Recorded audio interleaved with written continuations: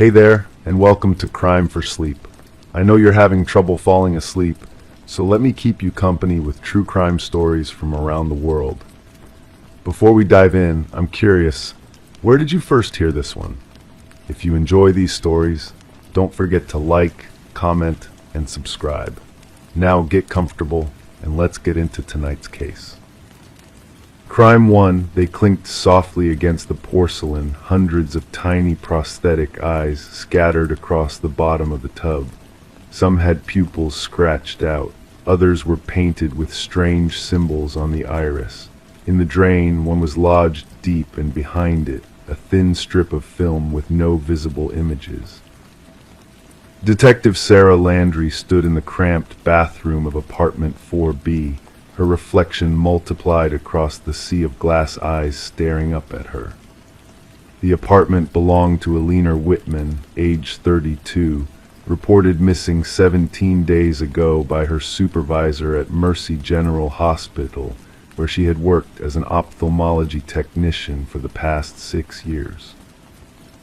Alina lived alone in the modest one-bedroom apartment in Oak Ridge, a small town in western Massachusetts where, as locals would tell you, nothing ever happened. Until now. The neighbor downstairs complained about water leaking through her ceiling, Officer Jenkins explained, standing in the doorway. Building manager came to check and found this. He gestured toward the bathtub, unable to look directly at it. Sarah nodded, then slipped on latex gloves to pick up one of the eyes. It was cool, smooth, medical grade, not a toy. Each one represented a significant cost. Someone had gone to great trouble to obtain these. "Have we located any family yet?" Sarah asked, placing the eye in an evidence bag. "Just a sister in Portland. They weren't close, apparently, haven't spoken in years."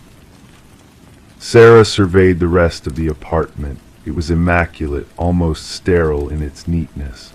Books arranged by height on the shelves, no dishes in the sink, bed made with hospital corners.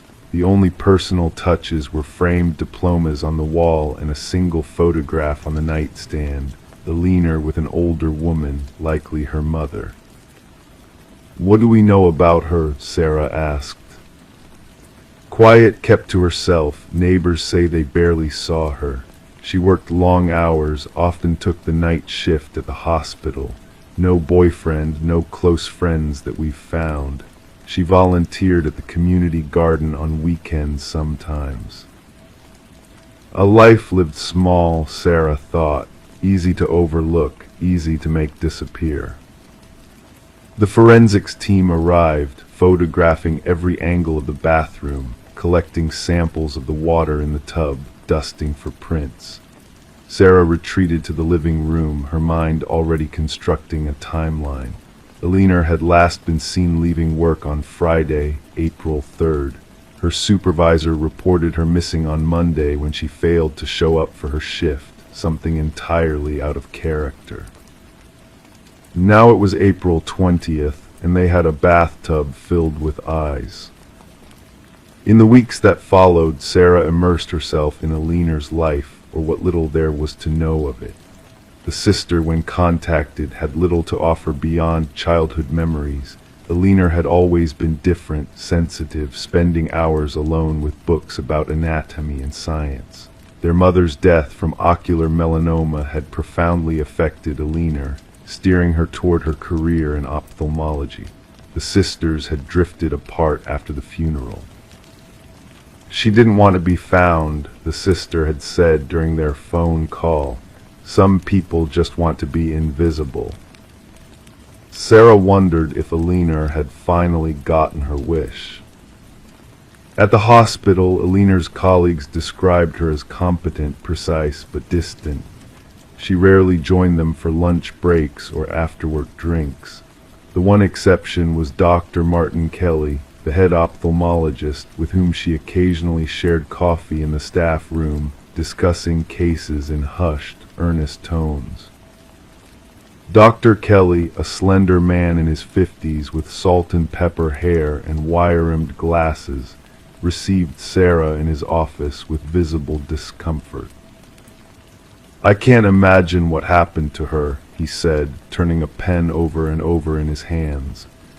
Eleanor was devoted to her work, meticulous. I've never had a technician with such attention to detail.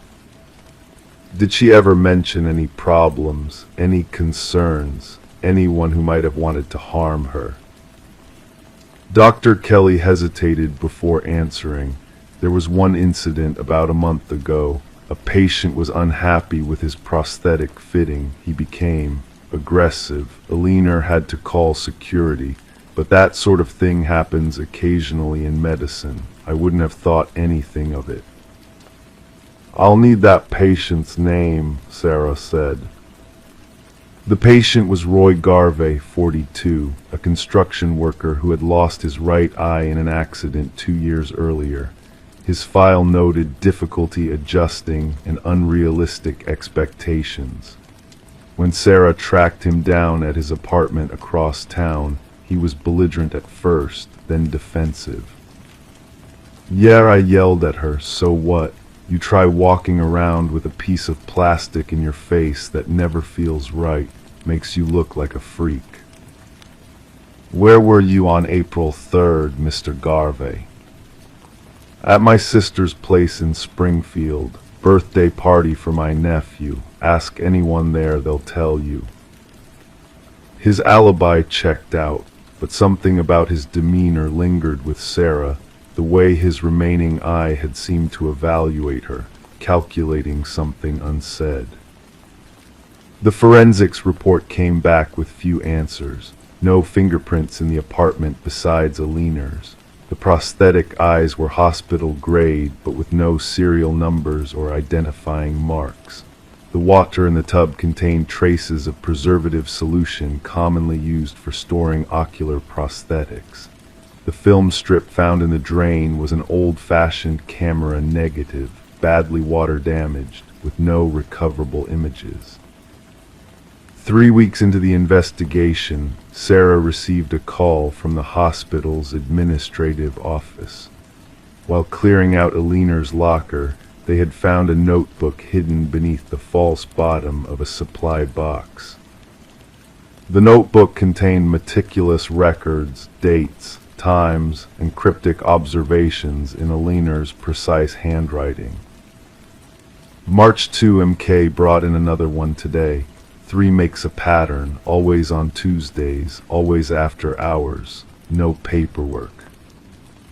March 10 examined the storage unit. 27 unmarked containers. Why remove the identifiers? March 15 MK noticed me watching. Offered explanation about research project, not convinced. March 27 found the invoice. Billing to Artisan Ocular Research. Company doesn't exist in any registry I can find. April 1 must check the cold storage tomorrow. Something isn't right. The symbols matched the ones from the Jensen case. MK can't be involved, but if he is. There were no more entries after April 1st. Sarah's focus shifted immediately to Dr. Martin Kelly, whose initials appeared throughout Eleanor's notes.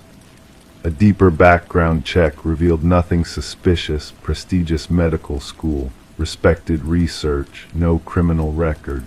But a search of medical supply orders showed large quantities of prosthetic eye materials being delivered to the hospital's ophthalmology department, far exceeding their patient needs.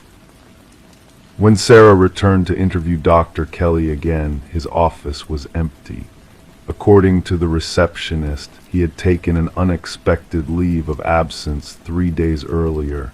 No forwarding address, no explanation. A search warrant for Dr. Kelly's home revealed a house that appeared hastily abandoned. Closets emptied, computer gone, but the refrigerator still stocked with fresh food. In his basement, behind a false wall that had been carelessly left ajar in his rush to leave, they found a small laboratory. The centerpiece was a work table covered with specialized tools for crafting prosthetic eyes. Shelves lined the walls, holding hundreds of glass vials containing what appeared to be ocular tissues preserved in solution. A corkboard displayed photographs of eyes, some healthy, others diseased, with strange symbols drawn on them in red marker. And there, in a leather-bound journal on the desk, was the truth, or part of it. Dr. Kelly had been experimenting with a new technique for early cancer detection through ocular implants. His methods were unauthorized, his subjects unwitting. Patients who came in for routine prosthetic fittings became his test cases. The symbols were his coding system for different stages of cellular mutation. Aliner had discovered his secret research and confronted him. But what happened next wasn't in the journal. It ended with a single entry on April 3rd. "E knows too much. She thinks what I'm doing is unethical. She doesn't understand the potential. She threatened to go to the board. I can't let everything I've worked for be destroyed. I'll make her understand tonight." 6 months later, Aliner Whitman's case remains officially open but inactive. Dr. Martin Kelly was never found. International alerts were issued, but there have been no confirmed sightings. The hospital conducted an internal investigation, identifying 12 patients who had received Kelly's experimental implants without consent. All were removed and replaced with standard prosthetics. Sarah Landry keeps Aliner's file in her desk drawer. On quiet nights, she sometimes takes it out, rereading the reports, studying the photographs of that strange bathtub scene. She wonders about the eyes. Was it a message, a warning, or the desperate act of a man trying to hide evidence of his unethical experiments? The one question that haunts her most remains unanswered. Where is Aliner Whitman? No body has ever been found. No trace of her beyond that immaculate apartment and the bathtub filled with watchful, unseeing eyes. Sometimes in her dreams, Sarah sees them, hundreds of plastic eyes staring up at her from the porcelain tub. And behind them all, she senses Aliner watching, waiting for someone to see the truth that remains hidden just out of sight. Crime 2, at first it looked like a mistake until they realized the knob actually turned. A hidden panel slid open, revealing a crawlspace packed with blankets and juice boxes. On the plywood floor, someone had scrawled, "She said I could stay if I stayed quiet." The house at 47 Larkspur Lane had stood empty for nearly 8 months before the Brennan family moved in during the crisp autumn of 2017.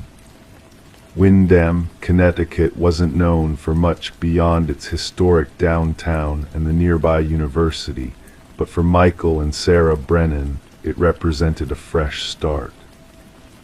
Their daughter Ellie had just turned 12, and after years of cramped apartment living in Boston, the sprawling 1930s colonial with its generous backyard seemed like the perfect place to put down roots. The previous owner, Aliner Mackenzie, had passed away at the age of 94, leaving no immediate relatives. The house had been sold through her estate, and the price had been surprisingly reasonable given the neighborhood. "Sometimes you just get lucky," Michael had told Sarah when they signed the closing papers. The first 3 months passed uneventfully. Ellie enrolled in the local middle school. Michael commuted to his new position at the university, and Sarah worked remotely as a graphic designer from the sunroom they'd converted into her office. The house creaked and settled as old houses do. The radiators clanked during cold nights. The basement had a persistent, musty smell that no amount of dehumidifying seemed to address. It was Sarah who first noticed that something was off. She'd mentioned to Michael that she was finding items in different places than where she'd left them. Her coffee mug would be on a different shelf in the cabinet. The throw blanket on the couch would be folded differently. The level of laundry detergent seemed to decrease faster than it should have. Michael attributed it to stress and the adjustment to a new home. "It's a lot to take in," he told her one evening as they sat at the kitchen table paying bills. "New house, new town, you're probably just forgetting things." Sarah nodded, but she couldn't shake the feeling that something wasn't right.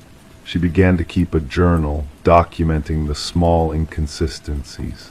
Food disappearing from the pantry that neither Michael nor Ellie claimed to have eaten. Doors she was certain she'd closed that were later found open. The shower that seemed damp when no one had used it. Then came the noises. At first they were so subtle that Sarah thought she might be imagining them. A soft shuffling from somewhere in the ceiling above the second floor. The occasional thump that sounded different from the normal settling of the house. Sometimes, late at night, she thought she heard whispering. "Maybe we have mice," Michael suggested when Sarah finally convinced him to listen one evening. They stood in the upstairs hallway, heads tilted back, waiting. "Mice don't whisper," Sarah replied, her voice barely audible. Detective Marcus Holloway had been with the Windham Police Department for 23 years when he received the call about 47 Larkspur Lane. It wasn't the first strange call he'd taken about the old Mackenzie place, but it was the first one since the Brennan family had moved in. The call came in at approximately 2:17 a.m. on February 3, 2018, Holloway would later testify. The caller identified herself as Sarah Brennan. She reported hearing what she described as someone moving around in the attic, and she was concerned because her family didn't use the attic and there shouldn't have been anyone up there. By the time Holloway and his partner arrived at the house, Michael had already investigated. The small access panel to the attic in the hallway ceiling was securely closed, showing no signs of disturbance. The officers searched the house but found nothing unusual. "Sometimes these old houses, they make all kinds of noises," Holloway told the Brennans before leaving. "If you keep hearing things, give us another call." The Brennans installed a security system the following week. The situation escalated 3 weeks later when Ellie reported seeing a shadow move across her bedroom wall late at night. She'd been half asleep, she said, but was certain someone had been in her room. Nothing was missing, and the security system hadn't been triggered. Michael and Sarah began to wonder if the stress of the move was affecting their daughter. They scheduled an appointment with a child psychologist. It was during spring cleaning in early April that Sarah made the discovery that would change everything. She was dusting the crown molding in the master bedroom when she noticed a slight discoloration on the ceiling paint. Standing on a chair for a closer look, she realized it wasn't a discoloration at all, but the faint outline of what appeared to be a small door, about 2 feet square, painted over to match the ceiling. In the center of this outline was something she had somehow never noticed before, a doorknob installed on the ceiling. At first it looked like a mistake, like some bizarre construction error that had never been corrected. But when Sarah reached up and tried the knob, it turned smoothly in her hand. The panel swung downward, revealing a dark opening above. Sarah called Michael immediately. He rushed home from campus, and together they examined the opening. Unlike the main attic access in the hallway, this panel led to what appeared to be a separate, hidden space above their bedroom ceiling. Michael retrieved a flashlight and a stepladder. The beam of light revealed a small crawl space, roughly 8 feet by 6 feet, with a plywood floor. It was packed with blankets, empty juice boxes, granola bar wrappers, and a small battery-powered lamp. And there, scrawled on the plywood in what looked like black marker, were the words that would haunt the investigation for months to come. She said I could stay if I stayed quiet. The police response was immediate this time. Detective Holloway arrived with 3 officers and a crime scene technician. They photographed and cataloged the contents of the hidden room. There were girls' clothes that appeared to be sized for someone around 12-14 years old. A diary with entries dating back nearly 2 years, well before the Brennans had moved in. A collection of small items, hair clips, pens, a bracelet that Ellie identified as having gone missing from her room over the past few months. The investigation revealed that the crawl space had been constructed sometime in the early 2000s, according to building material dating. It wasn't part of the original house plans and had never been disclosed during the sale. The previous owner, Eleanor Mackenzie, had lived alone for decades after her husband passed away in the 1980s. She had no children of her own and had worked as an elementary school teacher until her retirement in 1995. The construction of the hidden room was amateur but effective, the police report stated. Accessible only through the ceiling panel in the master bedroom, the space had been insulated to muffle sound and contained rudimentary accommodations for someone to live there undetected for extended periods. As the investigation deepened, Detective Holloway discovered that Eleanor Mackenzie had been privately investigated twice by Child Protective Services during her teaching career. Both cases had been closed without charges, but former students interviewed described her as intensely involved with certain children, often those from troubled homes. The diary found in the crawlspace belonged to a girl who identified herself only as M. The entries described hiding in the room during the day, emerging at night when Grandma Eleanor was asleep to use the bathroom and get food. The final entry was dated just 3 weeks before Eleanor Mackenzie died. Grandma isn't getting up anymore. I tried to wake her, but she's cold. I don't know what to do. I can't call anyone or they'll find me. Despite an extensive search, no remains were found on the property. The regional missing persons database was checked against the timeline, and 3 possible matches were identified. Young girls who had disappeared from nearby towns between 2014 and 2016. The Brennan family moved out of the house within a week of the discovery.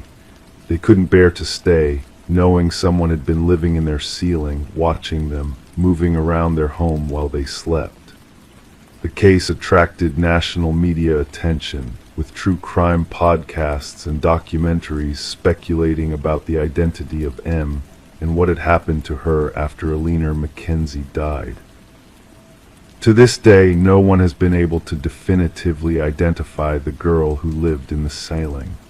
The house on Larkspur Lane remains empty, its value plummeting after the story broke. Local real estate agents report that even at drastically reduced prices, no one wants to live in the Ceiling Girl house. Sometimes neighbors say they see a light moving behind the upstairs windows late at night. Police have investigated multiple times but have never found signs of entry. The doorknob on the ceiling remains, a disturbing reminder of secrets hidden in plain sight. And somewhere perhaps a young woman who once wrote, "She said I could stay if I stayed quiet," is still keeping her silence.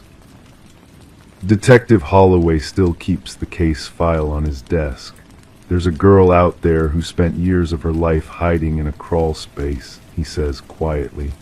Whether she's alive or not, she deserves to have her story told. She deserves her name back. The last page of the diary, which was never released to the public, contains a final, chilling line. "If I leave, I'll need to find another ceiling to hide in. That's the only place where no one ever looks." Crime 3, not a mask, not a decoration. A human face, dried, leathery, stretched across the underside of the couch and stitched in place. The eyes were sewn shut, but the mouth wasn't. Tucked inside, they found a baby tooth and a locket with no photos inside. This discovery would forever change the quiet suburban community of Oak Ridge, Pennsylvania. But to understand the horror that unfolded in the summer of 2019, we need to go back and meet the Caldwell family, whose lives unraveled thread by thread, much like the stitching that held that grotesque trophy in place. Diane Caldwell was 42 years old when she moved to Oak Ridge with her two children, Emma, 16, and Tyler, 12. They had relocated from Pittsburgh following Diane's divorce from Robert Caldwell, an insurance adjuster with a drinking problem and a history of explosive anger issues. Diane was ready for a fresh start. She had secured a job as a nurse at Oak Ridge Memorial Hospital, working the night shift 3 times a week. The schedule allowed her to be present for her children most days, while earning enough to maintain their modest lifestyle. Their split-level home on Maple Street was unremarkable: beige siding, a small front yard, and the kind of porch where neighbors might stop to chat on summer evenings.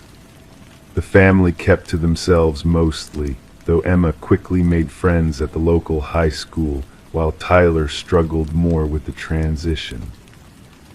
Tyler was a quiet kid, recalled Mrs. Jenkins, who lived next door, always drawing in that sketchbook of his. Polite enough when spoken to, but you could tell something was weighing on him.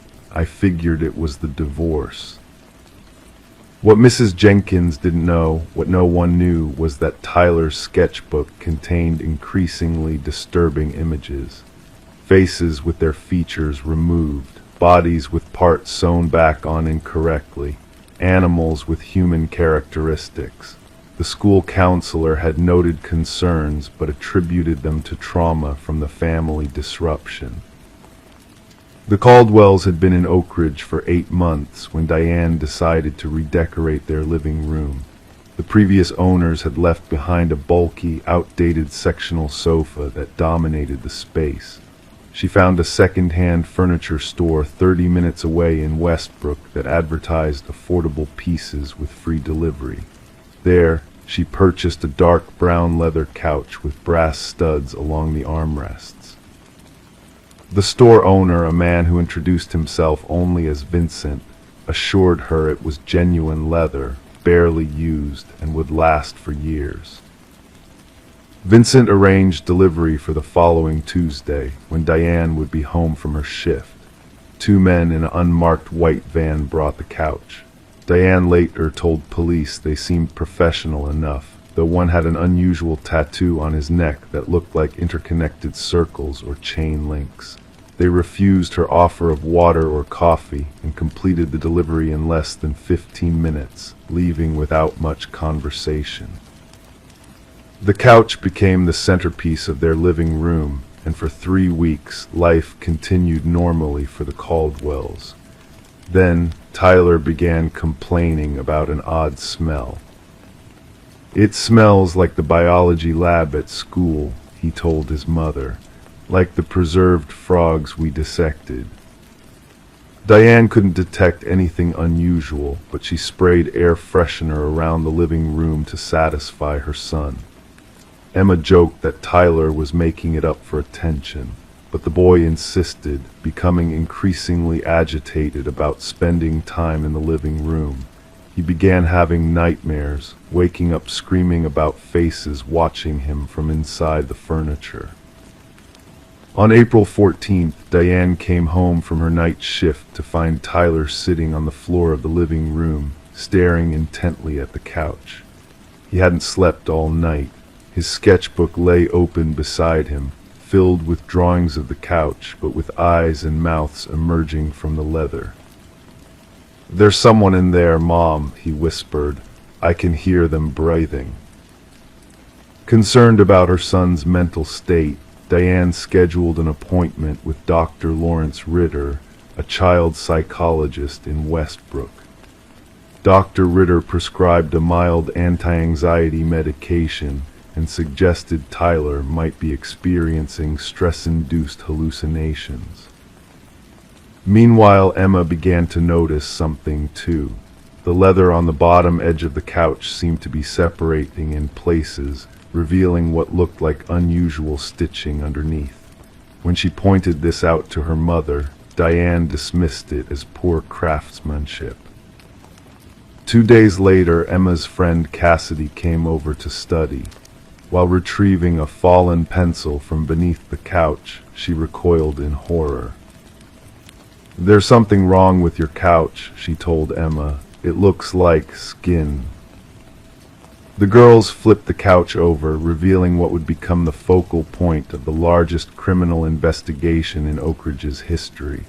A human face, meticulously preserved and sewn into the underside of the furniture. The careful stitching followed the contours of what had once been a young woman's features. The eyes were closed, but the mouth was partially open, containing a small child's tooth and an empty locket on a thin gold chain. Detective Marcus Reed of the Oak Ridge Police Department arrived within 20 minutes of Diane's frantic call. With 18 years of experience, Reed had seen his share of disturbing crime scenes, but nothing like this. The level of skill involved was disturbing, Reed would later testify. This wasn't amateur work. Whoever did this had knowledge of preservation techniques and surgical stitching. The couch was carefully removed and transported to the forensics lab in Pittsburgh. The face was determined to belong to a woman between 25 and 35 years old. Dental records eventually identified her as Melissa Chambers, a 27-year-old nurse who had disappeared from Westbrook 3 years earlier. The baby tooth inside the mouth was eventually matched through DNA to her 4-year-old daughter, who had also vanished at the same time. The investigation quickly focused on the second-hand furniture store in Westbrook, but when detectives arrived, they found the building empty. Vincent Harmon, the supposed owner, had vacated the premises overnight, leaving no trace of his inventory or paperwork. The property owner claimed Vincent had paid 6 months' rent in cash and provided minimal personal information. A search through missing persons cases revealed a disturbing pattern. 7 individuals had disappeared from the Tri-County area over the past 5 years. Each disappearance occurred within 2 weeks of a furniture purchase or delivery. Back at the Caldwell home, Tyler's condition deteriorated. He became convinced that other furniture in their house contained human remains. He refused to sit on any upholstered surface and began sleeping on the bare floor. Despite intensive therapy, the boy's trauma persisted. "He keeps saying he knew all along," Diane confided to Detective Reed during a follow-up interview, that he could hear her whispering from inside the couch, that she told him about the others. 3 months into the investigation, police discovered a workshop in an abandoned industrial complex 10 miles outside Westbrook. Inside, they found tools consistent with leather working and taxidermy, chemical preservatives, and most disturbingly, photographs of furniture pieces with what appeared to be human elements incorporated into their design. DNA evidence collected from the workshop matched 3 of the missing persons, including Melissa Chambers. However, Vincent Harmon, if that was even his real name, had vanished completely. Despite a multi-state manhunt, no trace of him could be found. His fingerprints weren't in any database, and the driver's license he had used to rent the property and workshop was discovered to be counterfeit. The delivery men were never identified, though one customer from a neighboring town recalled the man with the chain-link tattoo mentioning something about heading south to Florida for another job opportunity. The Caldwell family couldn't bear to remain in Oak Ridge. 6 months after the discovery, they relocated to Colorado to live near Diane's sister. Tyler required ongoing psychological treatment, and Emma transferred to online schooling after experiencing panic attacks at her new school. The case remains officially open. Detective Reed keeps a photo of the couch in his desk drawer, a reminder of unfinished business. Occasionally, reports emerge from other states: unusual furniture, strange disappearances, individuals matching the vague description of Vincent Harmon or his associates, but solid connections remain elusive. Meanwhile, in countless homes across America, people sit on second-hand couches, sleep on previously owned mattresses, and rest their heads on vintage pillows, never thinking to look too closely at the materials from which their comfort is crafted. And somewhere, perhaps, Vincent continues his work, selecting, preserving, and transforming his victims into functional art that inhabits our most intimate spaces, silent witnesses to our daily lives. The baby tooth and locket recovered from Melissa Chambers' preserved face remain in evidence storage at the Oak Ridge Police Department. The locket, though empty when found, contained microscopic traces of what appeared to be another photograph that had been removed, a photograph that might have revealed the face of the craftsman who continues to elude justice. As for the couch itself, after extensive forensic examination, it was scheduled for destruction. But according to records obtained through a Freedom of Information request, the vehicle transporting it to the incinerator facility was found abandoned along Route 86. The couch was missing. In the silence of night, in homes across America, furniture creaks and settles.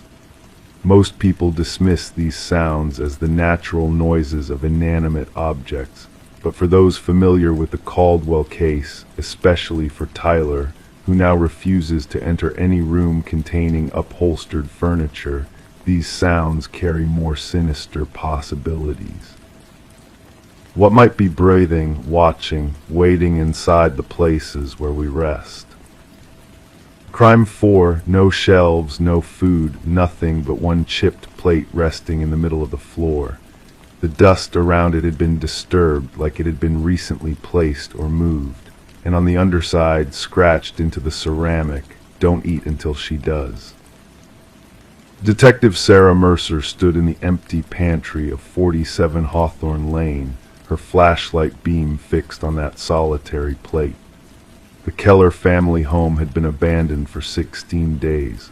16 days since anyone had seen Abigail Keller, the quiet 32-year-old librarian who had lived in this modest colonial house in Millfield, Connecticut for the past 7 years. Abigail had grown up 3 towns over in Westport, the middle child of a high school math teacher and a part-time nurse.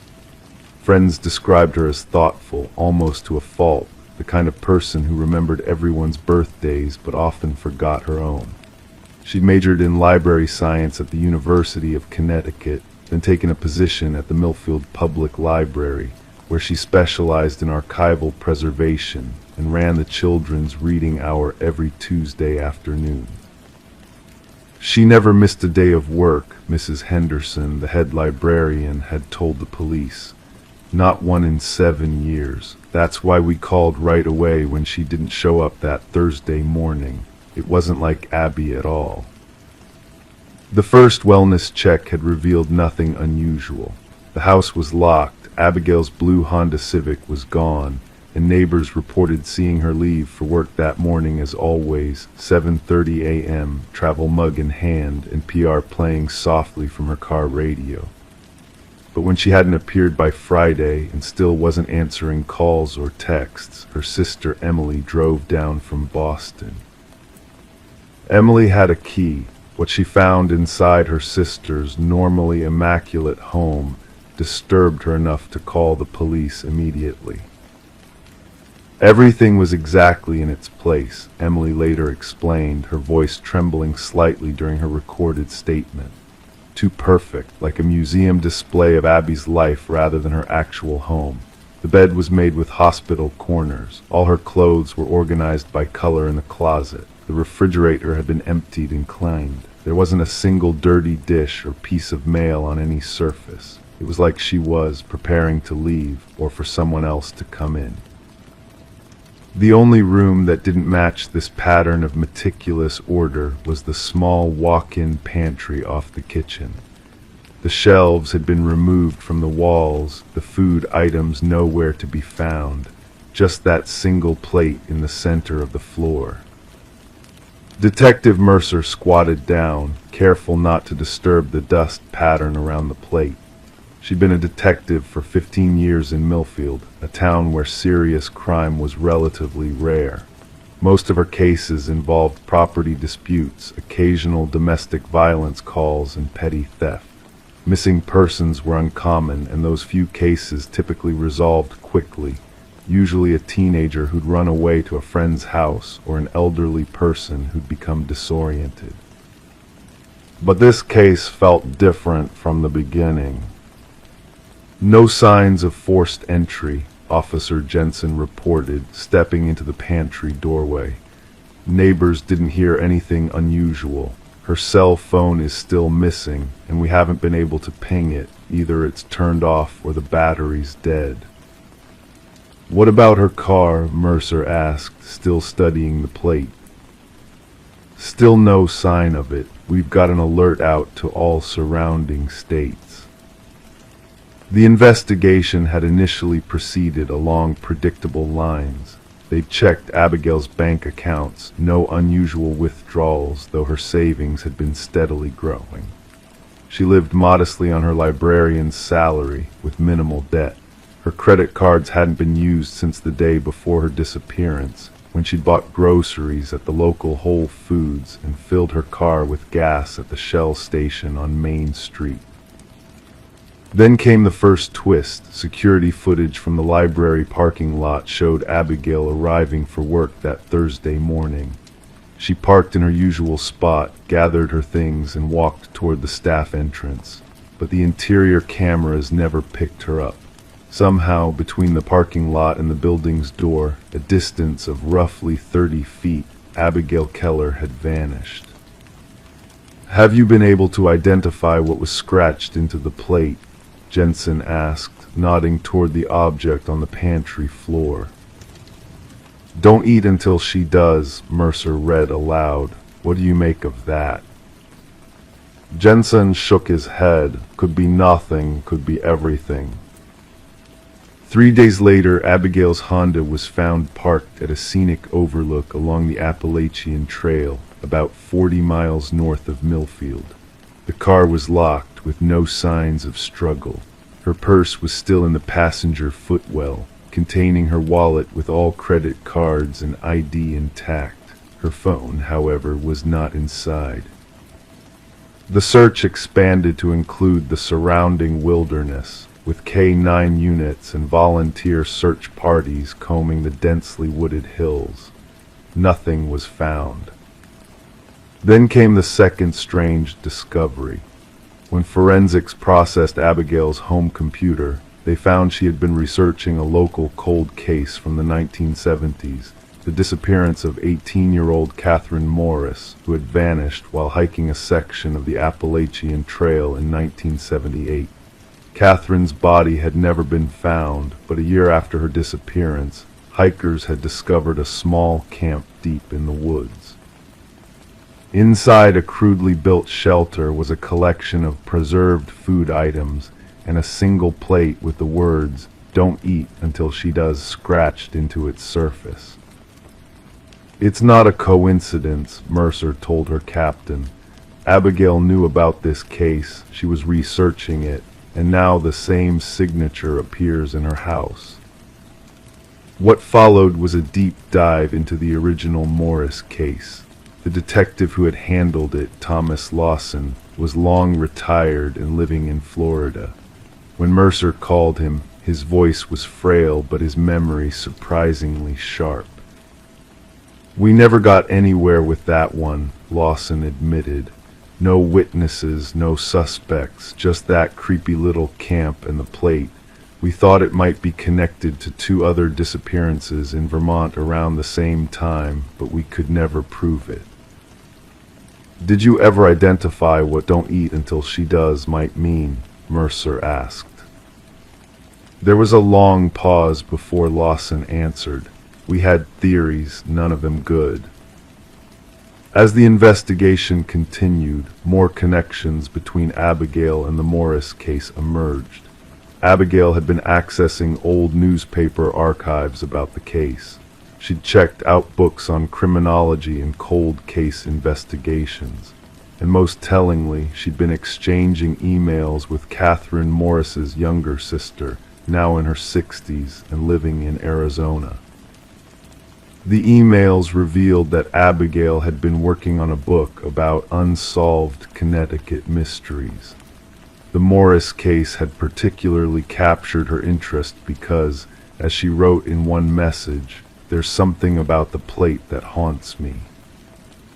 6 weeks into the investigation, Mercer received a call from a hiker who had found something unusual near the area where Abigail's car had been discovered. It was a small clearing, surrounded by dense trees, with a freshly dug fire pit. Next to it, carefully arranged on a flat stone, was a plate containing the remnants of what appeared to be a meal. When forensics analyzed the plate and food residue, they made a chilling discovery. The DNA on the fork found nearby matched Abigail Keller's, but mixed with the food remains were traces of human remains, specifically bone fragments that had been ground to a powder. Later testing would confirm these fragments belonged to a female, approximately 18 years old at time of death, who had died decades earlier.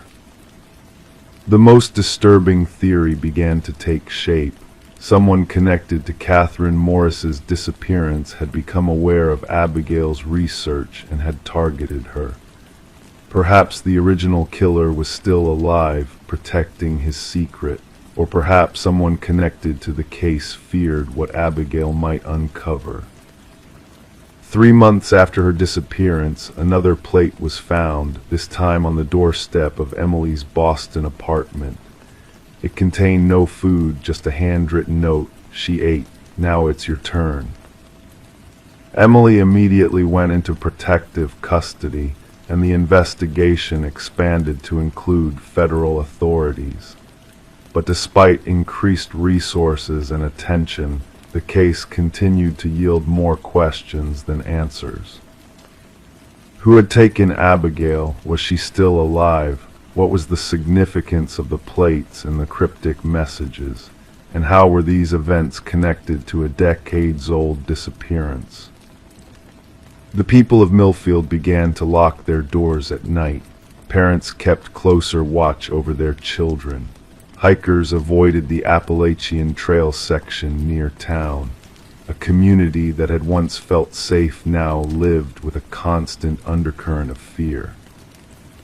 1 year after Abigail's disappearance, Detective Mercer still keeps the case file on her desk. She visits the Keller house periodically, standing in that empty pantry, staring at the outline in the dust where that plate once rested, hoping for the insight that will finally break the case open. The plate itself sits in an evidence locker at the Millfield Police Department. Its message, "Don't eat until she does," a riddle that continues to haunt everyone connected to the case. And somewhere, perhaps watching from a distance, someone knows exactly what those words mean. Abigail Keller is still missing. Crime 5, no one had been up there in years, thick dust, cobwebs, silence, but a trail of bare footprints led from the trapdoor to the farthest corner. They stopped abruptly, facing the wall. Under the floorboards they found bones arranged in a circle around an old cassette labeled "Practice."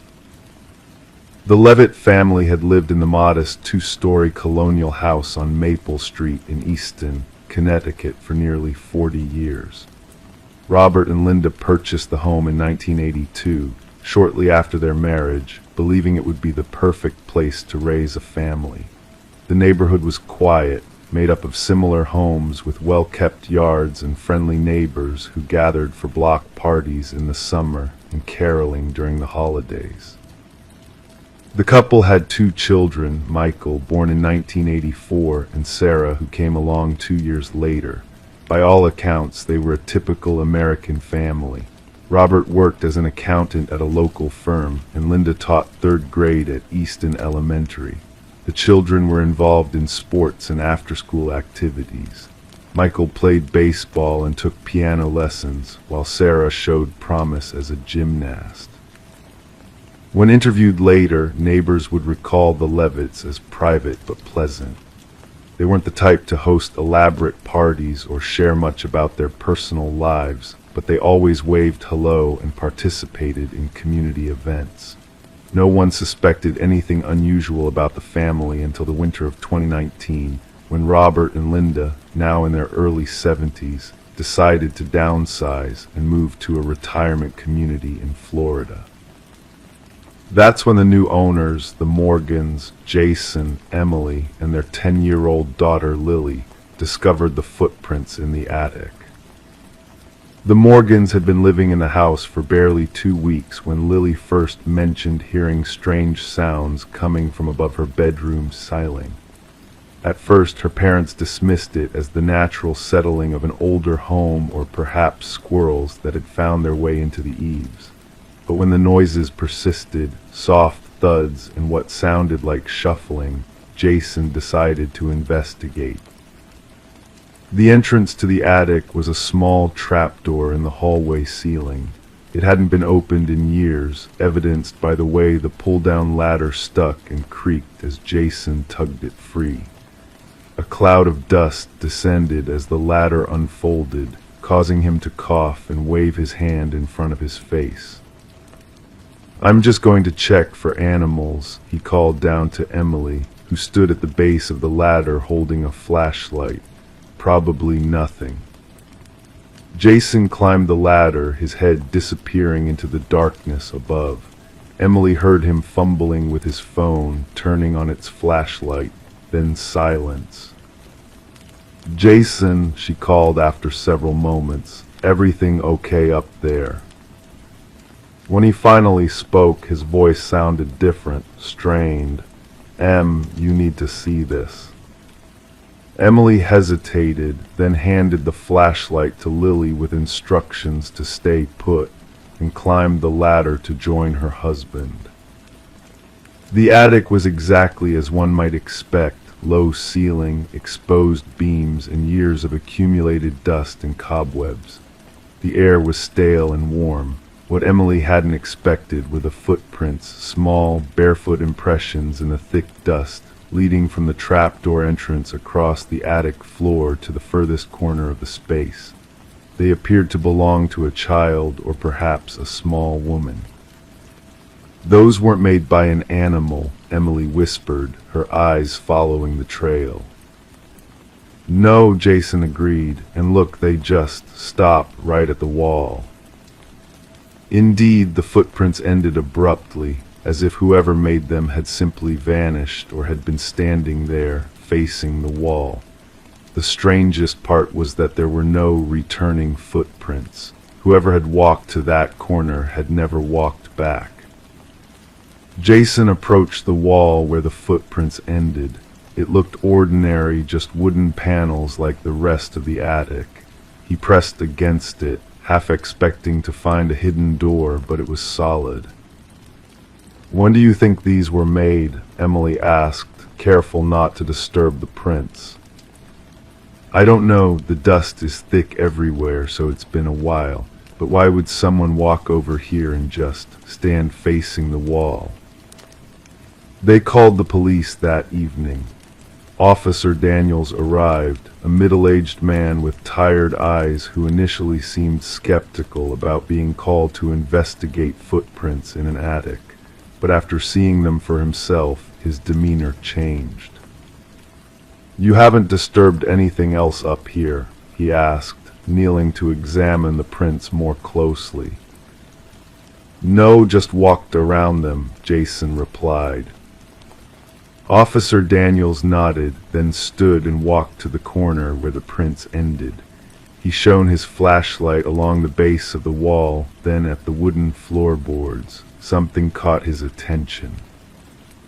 One of these boards is different, he said, pointing to a section of flooring. See how the grain doesn't match.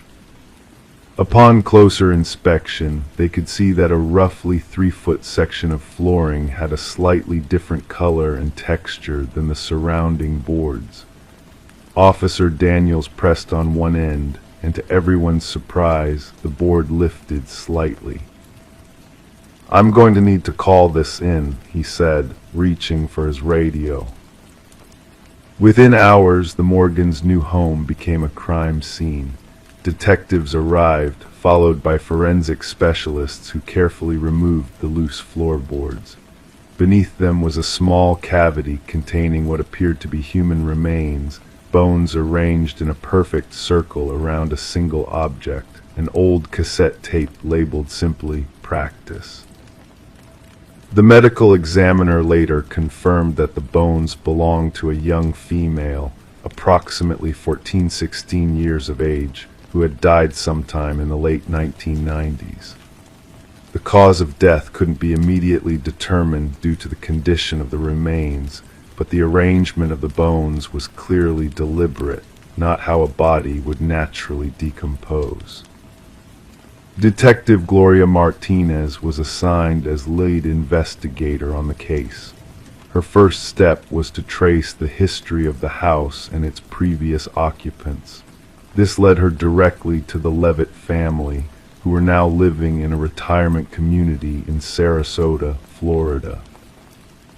We need to find out everything we can about them, she told her partner, Detective Wilson. Especially their children. The bones appear to be from a teenage girl from the late 90s. Their daughter Sarah would have been a teenager then. Records showed that Sarah Levitt had been reported missing in October 1999 when she was 13 years old. According to the original police report, Sarah had left for school one morning and never returned. An extensive search was conducted, but no trace of her was ever found. The case eventually went cold. But why would the parents continue living in the house if they knew their daughter's remains were in the attic? Detective Wilson wondered. Maybe they didn't know, Martinez replied, or maybe they did. Either way, we need to talk to them, and we need to find Michael Levitt. He would have been 15 when his sister disappeared. When detectives visited Robert and Linda Levitt in Florida, the elderly couple appeared genuinely shocked at the news. Linda collapsed into tears while Robert repeatedly shook his head in disbelief. Sarah ran away, he insisted. She left a note. We always thought she'd come back one day or at least contact us when she was older. The detectives exchanged glances. Mr. Levitt, there was never any mention of a note in the police report from 1999, Martinez said.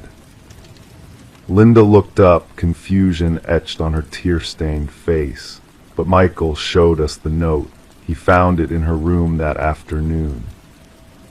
Michael found it, Martinez asked, carefully keeping her tone neutral. Yes, Robert nodded. He came home from school and went to check on Sarah when we couldn't reach her by phone. He found the note on her bed. And what happened to this note? The Levitts looked at each other. We gave it to the police, Linda said, but her voice wavered with uncertainty. Mrs. Levitt, there's no record of any note being submitted to the police during the investigation of your daughter's disappearance. The tension in the room shifted perceptibly.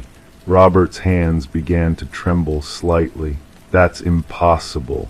Michael gave it to the officer himself. I was there. Where is Michael now? Detective Wilson asked. "We haven't spoken to our son in many years," Robert answered after a long pause. He had problems after Sarah disappeared. He blamed himself for not protecting her.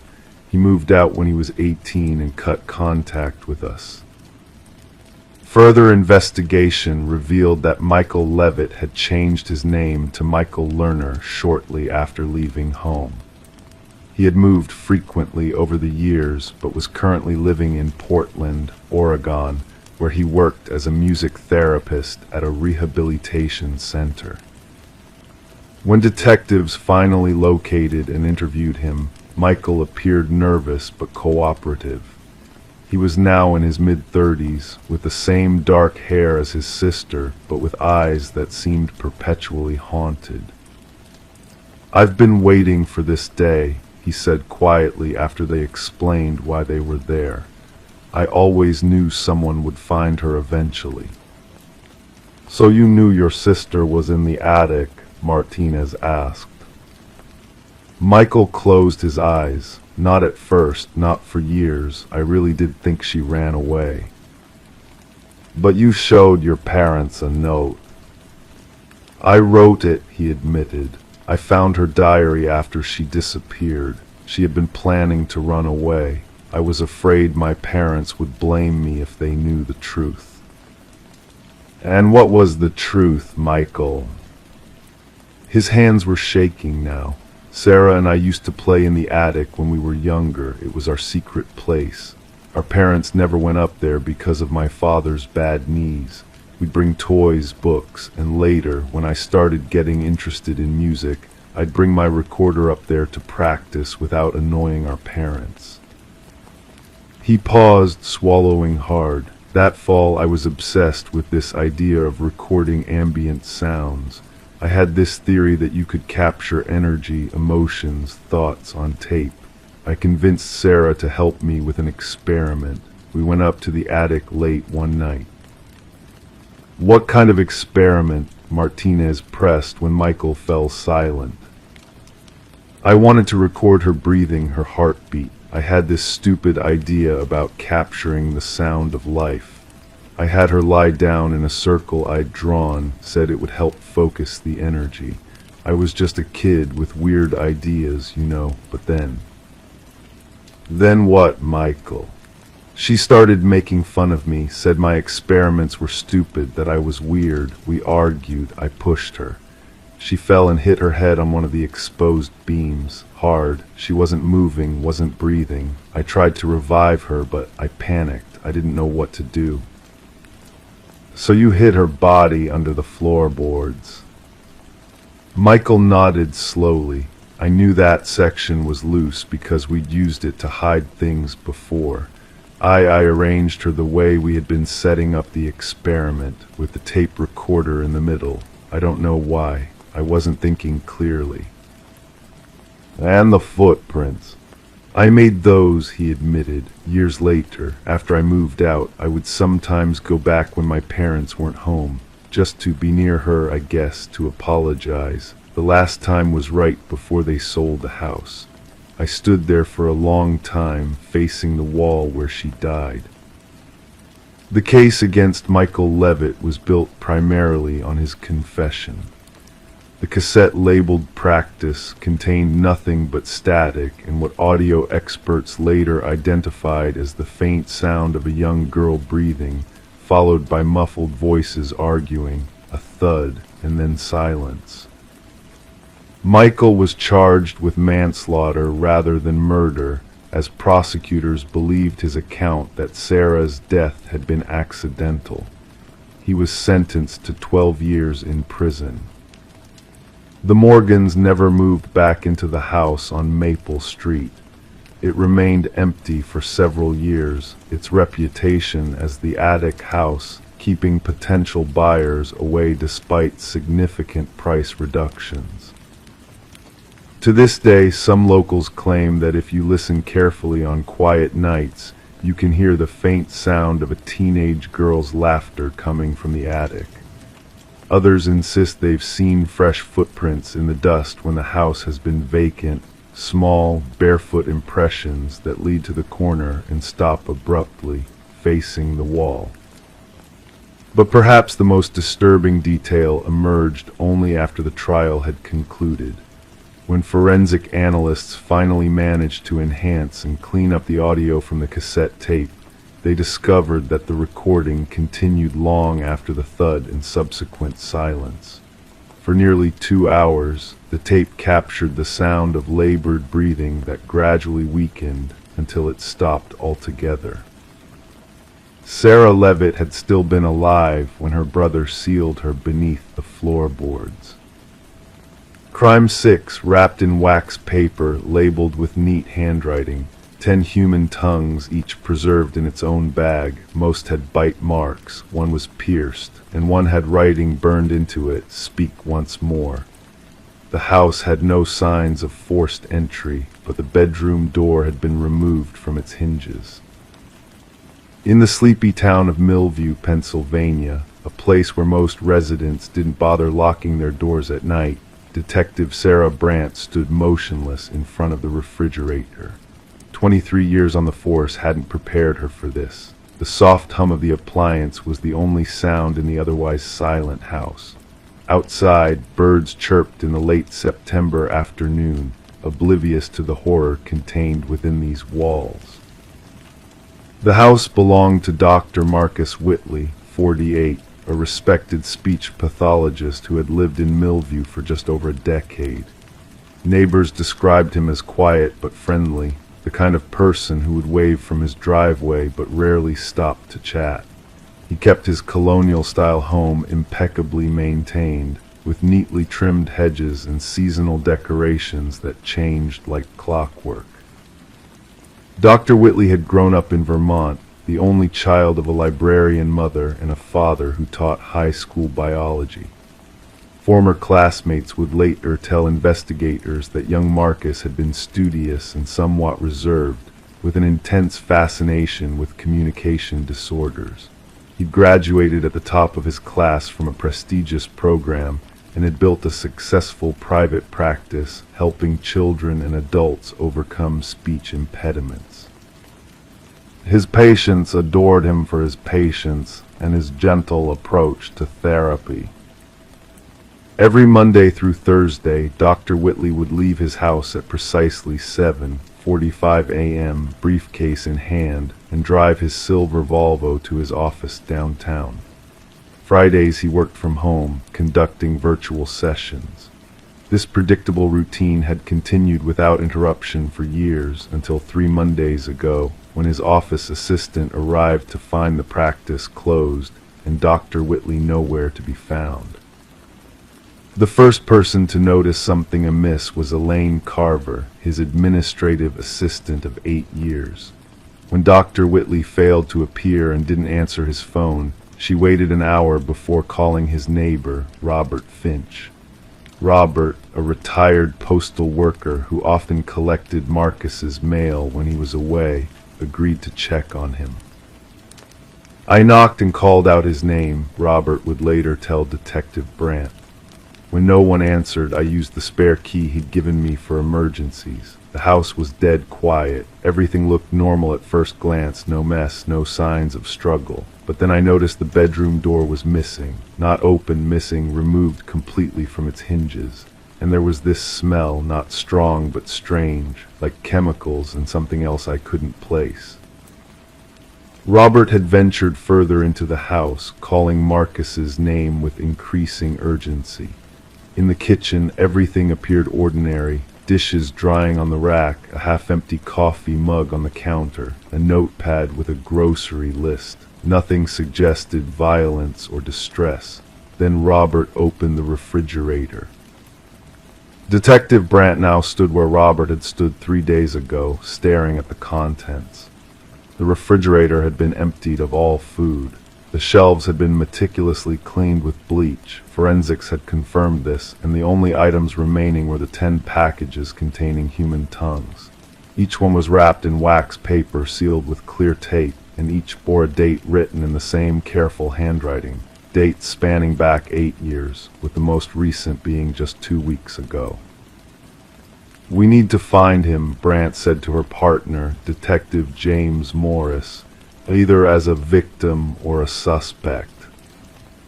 The search for Dr. Marcus Whitley began in earnest. His car was still parked in the garage. His passport remained in his desk drawer. His credit cards hadn't been used since his disappearance. His phone was found on his bedside table, powered off. The trail was cold from the start. As detectives dug deeper into Whitley's life, puzzling inconsistencies emerged. His patient records were meticulously kept, with progress notes for every session except for 10 clients. These files contained only basic information: names, addresses, phone numbers, and initial assessment reports. No treatment plans, no progress notes, no billing records. When contacted, none of the phone numbers were in service, and the addresses led to vacant lots or buildings that had been demolished years ago. More disturbing was what forensics discovered in the basement. Behind a false wall in the utility room, investigators found a soundproof space about 12 feet square. The room contained a reclining chair bolted to the floor, with restraints attached to the arms and legs. A small table held various dental tools, surgical instruments, and bottles of chemicals that matched those detected in the refrigerated tongues. The walls were lined with cork, and a sophisticated recording system was set up in one corner. Dr. Janine Wang, the county medical examiner, confirmed what investigators had already suspected. The tongues belonged to multiple victims, all adults, varying in age and gender. Each had been surgically removed with precise skill, then preserved through a complex chemical process that maintained tissue integrity. Most disturbingly, the tongues showed signs of being removed while the victims were still alive.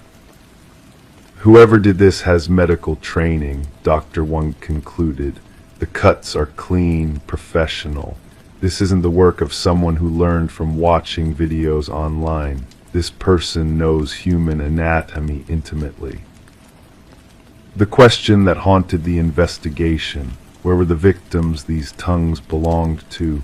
Were they still alive, rendered permanently mute by a sadistic attacker? Or were they dead, their bodies disposed of in ways that had left no trace? As investigators combed through Whitley's life, they discovered a private journal hidden inside a hollowed-out medical text. The entries were sparse and clinical, devoid of emotion or explanation. They contained what appeared to be phonetic notations, descriptions of speech patterns, and occasional references to subjects numbered 1 through 10. The final entry, dated the day before Whitley's disappearance, consisted of a single line: "The experiment concludes tomorrow. The final voice will complete the chorus." 2 weeks into the investigation, Detective Brandt received a package at the station. Inside was a USB drive containing a single audio file. The recording featured 10 distinct voices reciting the same phrase: "I have given my voice to the silence," followed by what sounded like choral singing without words, just haunting vocalizations that made the hairs on Brandt's arms stand up. The recording ended with Dr. Whitley's voice, instantly recognizable from videos on his professional website. "You've found my collection by now," he said calmly.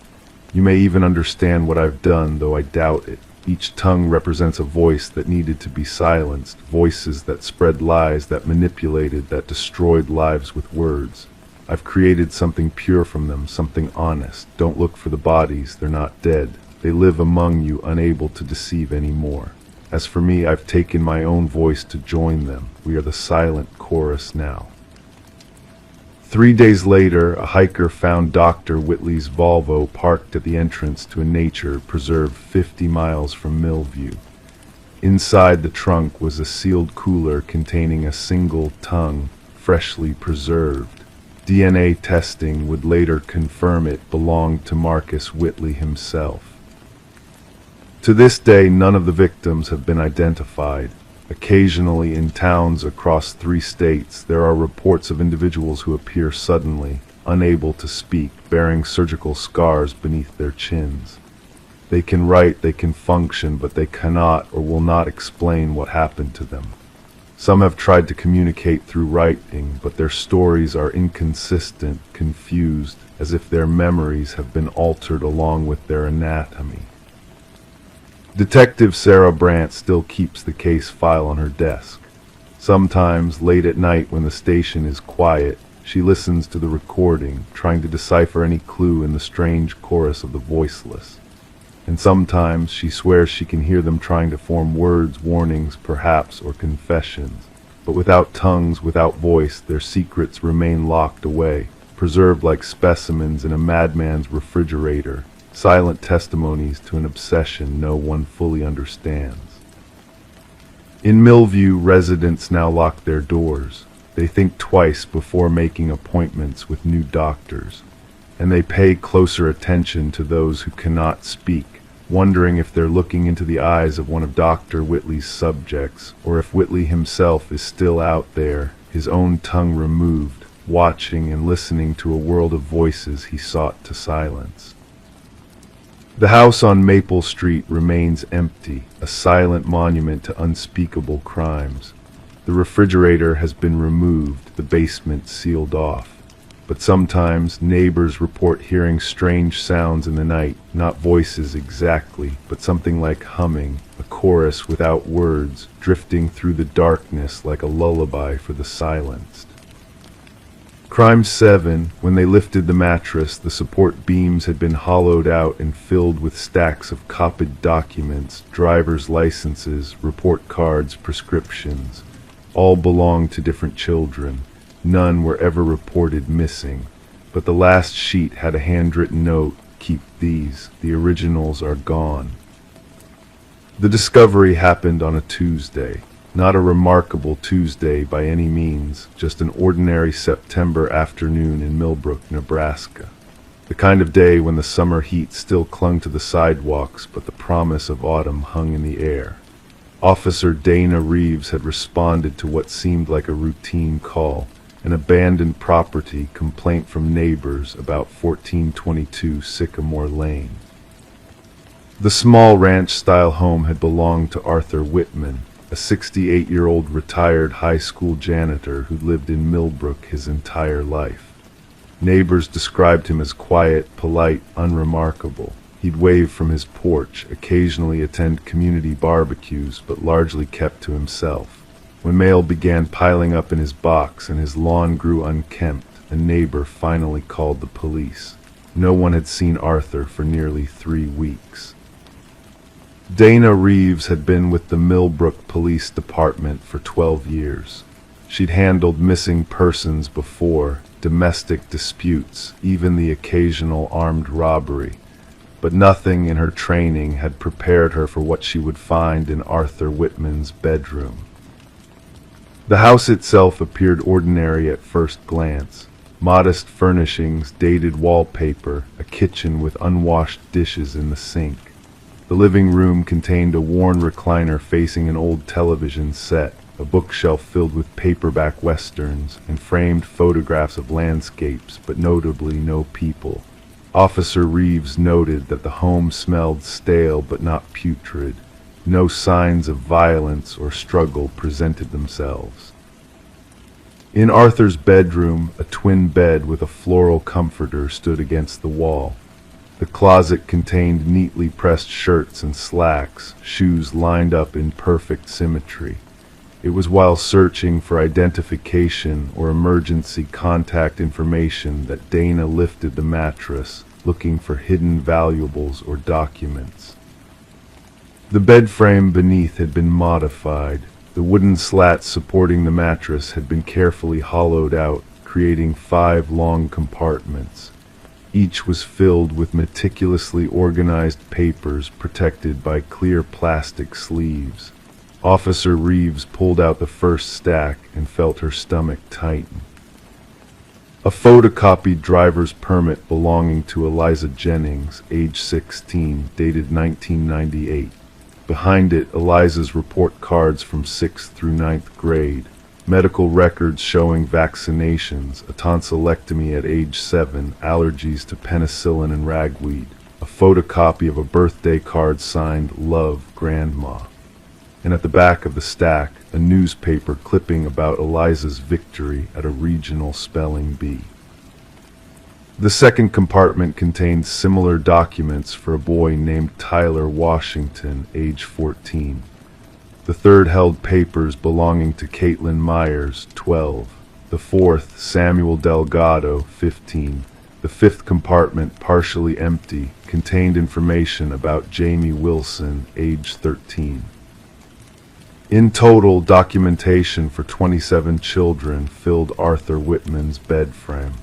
The papers spanned nearly 3 decades, from 1992 to 2019. Each collection told the fragmented story of a young life, academic achievements, medical visits, family celebrations, hobbies, and each one ended abruptly, with no documentation beyond a certain point. The handwritten note that had been placed atop the final stack read in full, "Keep these. The originals are gone. I couldn't save them, but I preserved what I could." Dana called for backup immediately. Within hours, the quiet house on Sycamore Lane became a crime scene. Yellow tape cordoned off the property as forensic technicians cataloged every document, photographed every room, and searched for fingerprints, DNA, any evidence that might explain what Arthur Whitman had been doing with these records. As news traveled through Millbrook, the community reaction transformed from confusion to horror. Parents clutched their children closer. Neighbors who had known Arthur for decades questioned everything about their interactions with him. Had he been watching the neighborhood children? Had anyone gone missing in Millbrook over the years? Detective Marcus Holloway was assigned as lead investigator. A 20-year veteran with salt and pepper hair and deep creases around his eyes, Holloway approached the case methodically. His first task was determining if these children actually existed, and if they did, what had happened to them. The most disturbing aspect, Detective Holloway would later confide to his wife, is that none of these kids match any missing persons reports. Not locally, not in the national database. Every name, every date of birth, every address we've checked has led to nothing. It's like they were real enough to leave a paper trail, but not real enough to be missed. Forensic accountant Lee Diaz traced Arthur Whitman's finances back 30 years. His income had been modest but consistent, a janitor's salary, then a pension. No unexplained deposits, no suspicious withdrawals. He had taken one vacation every summer, always driving, never flying. Credit card records showed gas purchases in multiple states: Iowa, Missouri, Kansas, Colorado, Wyoming. He was traveling, Detective Holloway noted.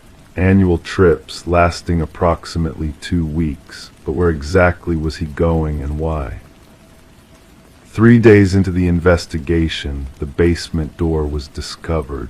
Hidden behind a bookshelf in Arthur's study, the door had been wallpapered to match the surrounding walls. It opened to reveal a narrow staircase leading down into darkness. The basement contained a single room, meticulously organized. One wall held a large corkboard covered with maps of the Midwest, colored pins marking small towns across multiple states. Another wall featured a desk with a computer, outdated but functional, and several external hard drives. The third wall contained filing cabinets, and the fourth wall had been converted into a darkroom for developing photographs. The filing cabinets contained original documents, birth certificates, school records, medical files that matched the photocopies found in the bed frame. The computer held encrypted folders named with the children's initials. The hard drives contained thousands of photographs. None of the images were explicit or showed any abuse. Instead, they documented children from a distance, playing in parks, walking to school, sitting in restaurants with adults presumed to be their parents. The photographs had been taken through windows from parked cars across streets, the unwitting subjects never aware they were being watched. Detective Holloway brought in FBI Special Agent Renee Parsons, a specialist in crimes against children. Together, they pieced together a theory. Arthur Whitman had been tracking children who matched a specific profile, all between the ages of 12 and 16, all from small towns, all seemingly ordinary kids from middle-class families. But why and what had happened to them? The breakthrough came 6 days into the investigation, when officers found Arthur Whitman's journal hidden inside a hollowed-out Western novel. The entries spanned decades, written in a neat, precise handwriting that grew shakier in the most recent pages. The journal revealed that Arthur had once had a daughter named Lily. In 1990, when Lily was 14, she had disappeared while walking home from school. Despite an extensive search, no trace of her was ever found. The police investigation eventually went cold. No suspects were identified. No body was recovered. Arthur's marriage had collapsed under the weight of grief. His wife left Millbrook, remarried, started a new family. Arthur stayed, took the job at the high school, and began his lonely vigil. The journal entries grew increasingly disturbing as years passed. Arthur became convinced that Lily's disappearance was connected to other missing children, children whose absences had gone unreported because they had been taken by their own parents. He believed he had identified a network of adults who were trafficking their children, moving frequently to avoid detection. They sell their own kids, one entry read. Move town to town, change names, the system doesn't notice. Teachers don't ask questions when a new student doesn't show up. Doctors don't follow up when appointments are missed. Neighbors don't know enough to realize something's wrong, but I notice, I keep track. Someone has to remember these children existed.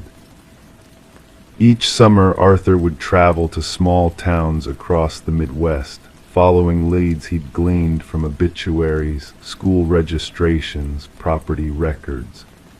He would identify children he believed were at risk, document their existence, and then watch for signs they were about to disappear. But had Arthur Whitman uncovered an actual trafficking network, or had grief twisted his perception of reality? Had he become a documentarian of genuine crimes, or had he constructed an elaborate fantasy to process his own loss? The most recent journal entry, dated just 3 weeks before his disappearance, provided a chilling conclusion. Found Jamie's family moving again. Third time in 2 years. Confronted the father this time. He knew who I was, said I shouldn't have interfered. I'm not safe now. Neither is my evidence. Making copies tonight. Will hide them where they'll be found if something happens to me. Arthur Whitman's body was discovered 2 days later in his car at the bottom of Lake McConoy, 80 miles from Millbrook. The medical examiner determined he had been dead for approximately 3 weeks. The cause of death, a single gunshot wound to the head. A revolver was found in his right hand. FBI agents investigated the families Arthur had documented. 5 were located. All insisted they had moved frequently for legitimate reasons, job changes, financial difficulties, family health issues. All expressed shock and horror at Arthur's allegations. All cooperated fully with the investigation. Jamie Wilson's family could not be located. Their last known address in Hastings, Nebraska, was now occupied by a young couple who had never heard of the Wilsons. School records confirmed Jamie had been enrolled in the local middle school for 3 months before being withdrawn due to family relocation. 1 year after the discovery at 1422 Sycamore Lane, the investigation remains officially open, but has yielded few answers. Was Arthur Whitman a disturbed individual whose grief manifested as an elaborate conspiracy theory? Or had he uncovered something sinister that ultimately led to his death? In Millbrook, opinions are divided. Some believe Arthur was mentally ill, a tragic figure whose delusions drove him to suicide. Others think he was a vigilante who sacrificed himself to expose crimes that continue unseen in America's heartland. The documents from Arthur's bedframe remain in evidence storage at the Millbrook Police Department. Sometimes, late at night, Detective Holloway returns to the file, studying the photocopied fragments of 27 young lives, wondering if any of these children are still out there, if any could still be saved. And in small towns across the Midwest, when a family moves away suddenly, when a child stops coming to school and no one asks why, a few people remember the story of Arthur Whitman and wonder what secrets might be hidden behind their neighbors' closed doors. The bedframe was stuffed with photocopies. The originals are gone.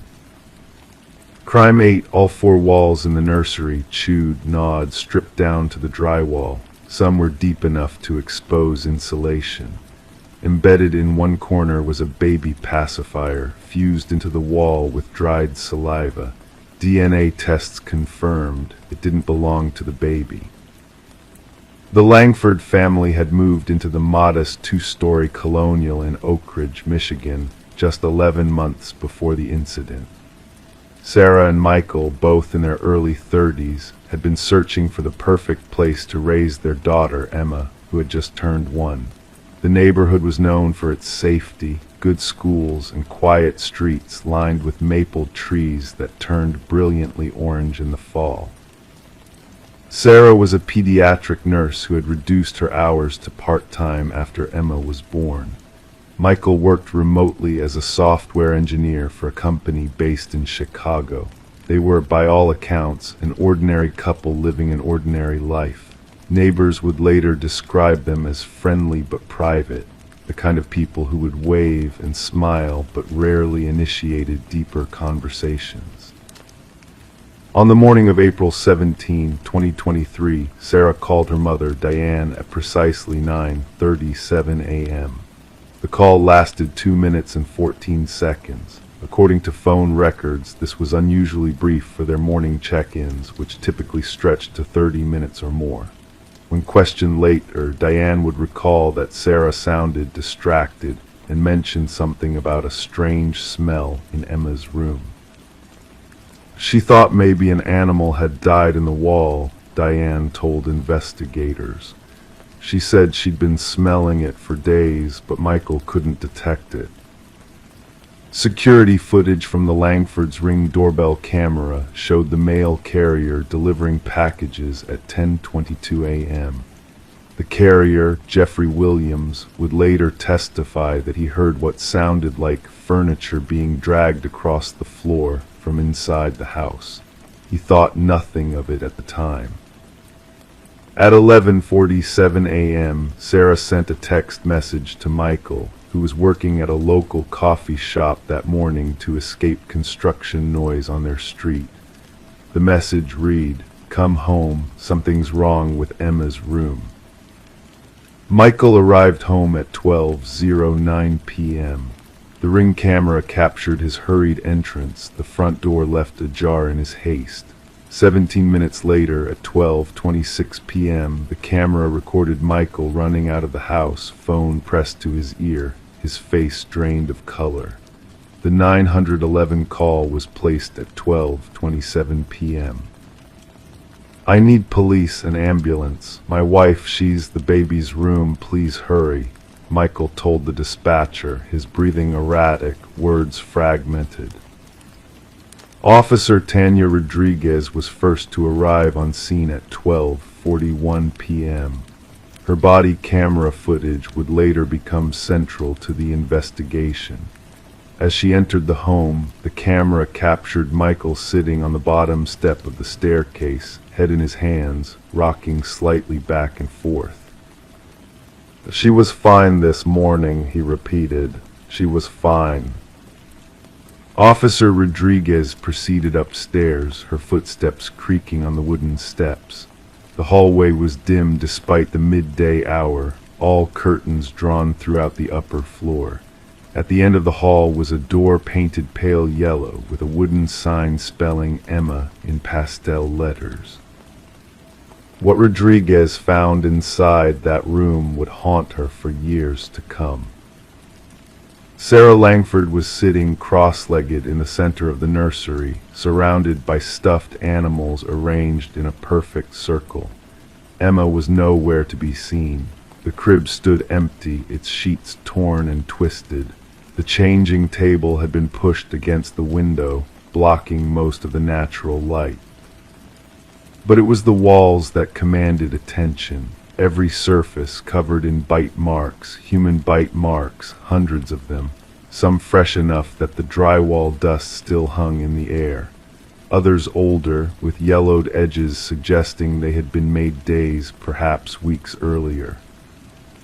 "Ma'am," Officer Rodriguez called out, "Sarah, where's Emma?"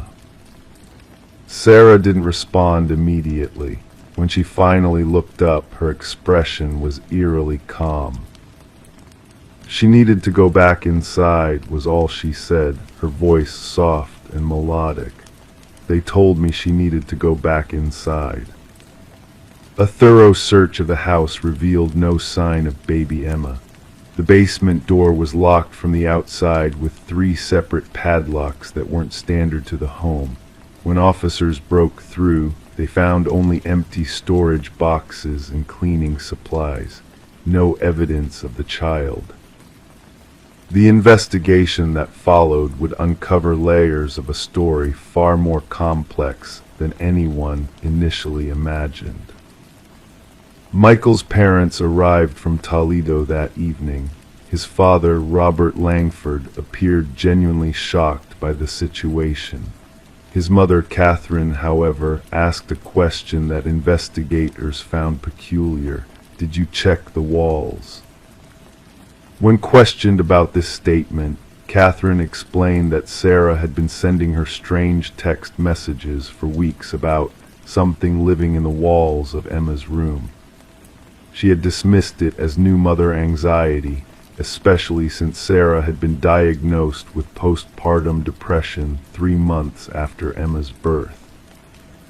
"I told Michael to take her to the doctor," Catherine said during her interview, "but he said she wouldn't go, said she was fine when he was home." Dr. Elaine Mercer, Sarah's psychiatrist, revealed during questioning that Sarah had missed her last 3 appointments. In their final session, 6 weeks before the incident, Sarah had mentioned hearing scratching sounds coming from her daughter's room at night. "I recommended increasing her medication," Dr. Mercer stated. "She refused. She was convinced the sounds were real." The investigation took a disturbing turn when forensic analysis of the bite marks revealed an unexpected detail. While many of the marks matched Sarah's dental records, approximately 30% of them came from a different source. The DNA extracted from the saliva in these marks didn't match anyone in the family. Even more puzzling was the pacifier embedded in the wall. Laboratory tests confirmed it wasn't Emma's. The DNA belonged to a child who wasn't in any database. The pacifier itself was an older model that had been discontinued 5 years earlier. As detectives dug deeper into the house's history, they discovered that before the Langfords, the home had been vacant for nearly 2 years. The previous owners, the Cartwrights, had moved out suddenly, selling the house at a significantly reduced price. When contacted, Alina Cartwright was initially reluctant to discuss the property. After persistent questioning, she finally admitted, "We heard things too. My husband thought I was imagining it, but I wasn't. Our son Thomas, he was 3, started talking about the baby in the wall who wanted to play with him at night." The Cartwrights had never had another child besides Thomas. On day 5 of the investigation, cadaver dogs were brought in. They showed interest in the nursery walls, but nowhere else. When sections of the wall were removed, investigators found nothing within the structure itself. No remains, no evidence of tampering with the framework of the house. The only physical evidence recovered was a small, weathered photograph tucked between 2 wooden studs. It showed a baby, approximately 6-8 months old, wearing clothing that fashion experts dated to the late 1960s. Written on the back in faded blue ink, Josephine, 1967. Property records showed the house had been built in 1965. The original owners were listed as Raymond and Irene Foster. Further research revealed that the Fosters had lost an infant daughter named Josephine in 1967. The official cause of death was recorded as SIDS, sudden infant death syndrome. 2 weeks into the investigation, with Sarah Langford now in psychiatric care and Michael staying with his parents, Emma was still missing. No Amber Alert had produced results. No ransom demands had been made. It was as if the child had simply vanished. On the 17th day, Detective Marcus Holloway, who had been leading the investigation, received a call from an elderly woman named Greta Powell, who lived 3 houses down from the Langfords. "I should have come forward sooner," she said, her voice trembling. "But I wasn't sure if what I saw was real or just my old eyes playing tricks." Greta explained that on the morning of April 17th, around 10:30 a.m., she had been tending to her front garden when she saw Sarah Langford walking down the street, carrying a bundle wrapped in a yellow blanket. What struck Greta as odd was Sarah's attire, a nightgown in the middle of the morning, and the fact that she was barefoot despite the cool spring temperature. "She was walking toward the old well in Oak Ridge Park," Greta said, "the one they covered up years ago but never properly filled in." A search team was dispatched immediately to the location, an overgrown area of the park that few residents still visited. The concrete slab covering the well showed signs of recent disturbance. When removed, search teams made a heartbreaking discovery. Baby Emma's yellow blanket was floating on the water's surface, 30 feet below. But Emma herself was not there. The investigation continued for months, becoming one of Michigan's most perplexing missing persons cases. Sarah Langford remained at Lakeview Psychiatric Facility, diagnosed with severe postpartum psychosis complicated by what her doctors called environmental triggers. She maintained that she had never harmed Emma, that they had taken her child into the walls. Michael filed for divorce 6 months later. He sold the house for a fraction of its value to a developer who promptly demolished it. Where the 2-story colonial once stood, there is now a small community garden. Local residents tend to avoid it after dark. Emma Langford was officially declared dead 1 year after her disappearance, though her body was never found. The case remains technically open. In a final, unsettling development, the new owners of the lot reported finding baby items, pacifiers, small socks, tiny shoes appearing mysteriously in the garden. Each time, the items would be collected as potential evidence, but DNA testing never provided matches to any known missing children. The investigation remains at a standstill. Some in the Oak Ridge community still claim to hear infant cries near the empty lot at night, particularly during April, when the lilacs bloom and the spring air carries sounds farther than usual. The bite marks on the walls of Emma's nursery were photographed, analyzed, and cataloged into evidence. But their purpose, why Sarah felt compelled to gnaw at the walls, why someone else had done the same, what they were trying to reach or release from within, remains a mystery that haunts investigators to this day. Crime 9, no envelope, no note, just a handful of matted blonde hair wrapped with a rubber band. Inside it, a broken earring and a matchbook from a diner 3 states away. When they checked the security camera, the footage had been wiped, but one frame remained of a man with no eyebrows, smiling directly at the lens. Barbara Winters found it on a Tuesday morning. She had just returned from dropping her children off at school and was sorting through the mail when her fingers touched something soft and unfamiliar. The sight of the hair made her stomach turn. She let it fall onto the kitchen counter and stepped back, her breath caught in her throat. For several minutes she just stood there, staring at the clump of blonde strands that looked so much like her 19-year-old daughter Ellie's hair. Ellie had been away at Northern Valley College in Vermont for almost 8 months now. Their conversations had grown shorter and less frequent as the semester progressed. It's normal, Barbara's husband Paul had assured her. She's finding her independence. But something about the way Ellie's voice had changed during their last phone call, a flatness, a hesitation, had been gnawing at Barbara for weeks. The Winters lived in Pinehurst, Massachusetts, a town of just under 15,000 people where the crime rate barely registered. Paul worked as an accountant at a firm in Boston, commuting an hour each way. Their son Tyler was 16, quiet and studious. They had moved to Pinehurst when Ellie was 7, seeking the security of a small town after a home invasion in their previous Boston neighborhood had left Barbara with persistent anxiety and insomnia. The police arrived 40 minutes after Barbara's call. Officer Denise Calloway was young, perhaps 30, with dark hair pulled back tightly and a notepad that remained mostly empty as Barbara explained what she had found. She placed the hair in an evidence bag with latex-gloved hands, examining the broken earring, a small silver hoop with a turquoise stone, and the matchbook from Rosie's truck stop in Ohio. "Do you recognize the earring?" Officer Calloway asked.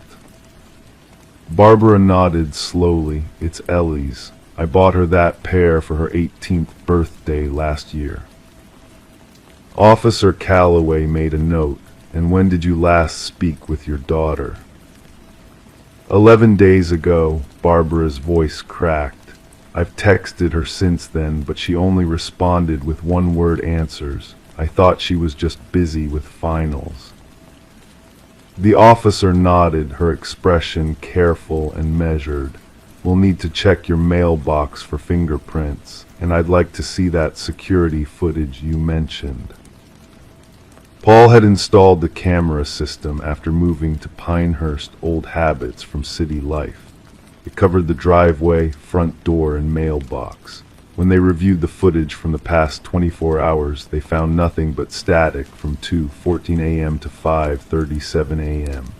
Except for that single frame at 3:22 a.m., a pale man with completely bare eyebrows looking directly into the camera with an unsettling smile, his teeth too white against the night.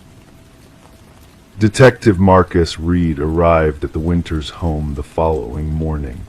In his late 50s, with salt and pepper hair and deep-set eyes, he had the weathered look of someone who had seen too much. He examined the photograph they had printed of the eyebrowless man, turning it over in his hands as if the back might reveal something the front concealed. "Have you called the college?" he asked. Paul nodded. "They said Ellie hasn't attended classes for the past week. Her roommate thought she had come home early for break." Detective Reed's expression didn't change, but something in his posture shifted. "We'll need her computer, phone records, bank statements, anything that might tell us who she's been in contact with." The investigation began slowly, methodically. They learned that Ellie had withdrawn $200 from an ATM on campus 9 days ago. Her phone had last pinged a tower near the Vermont-New York border 8 days ago. Her social media accounts had been inactive since then.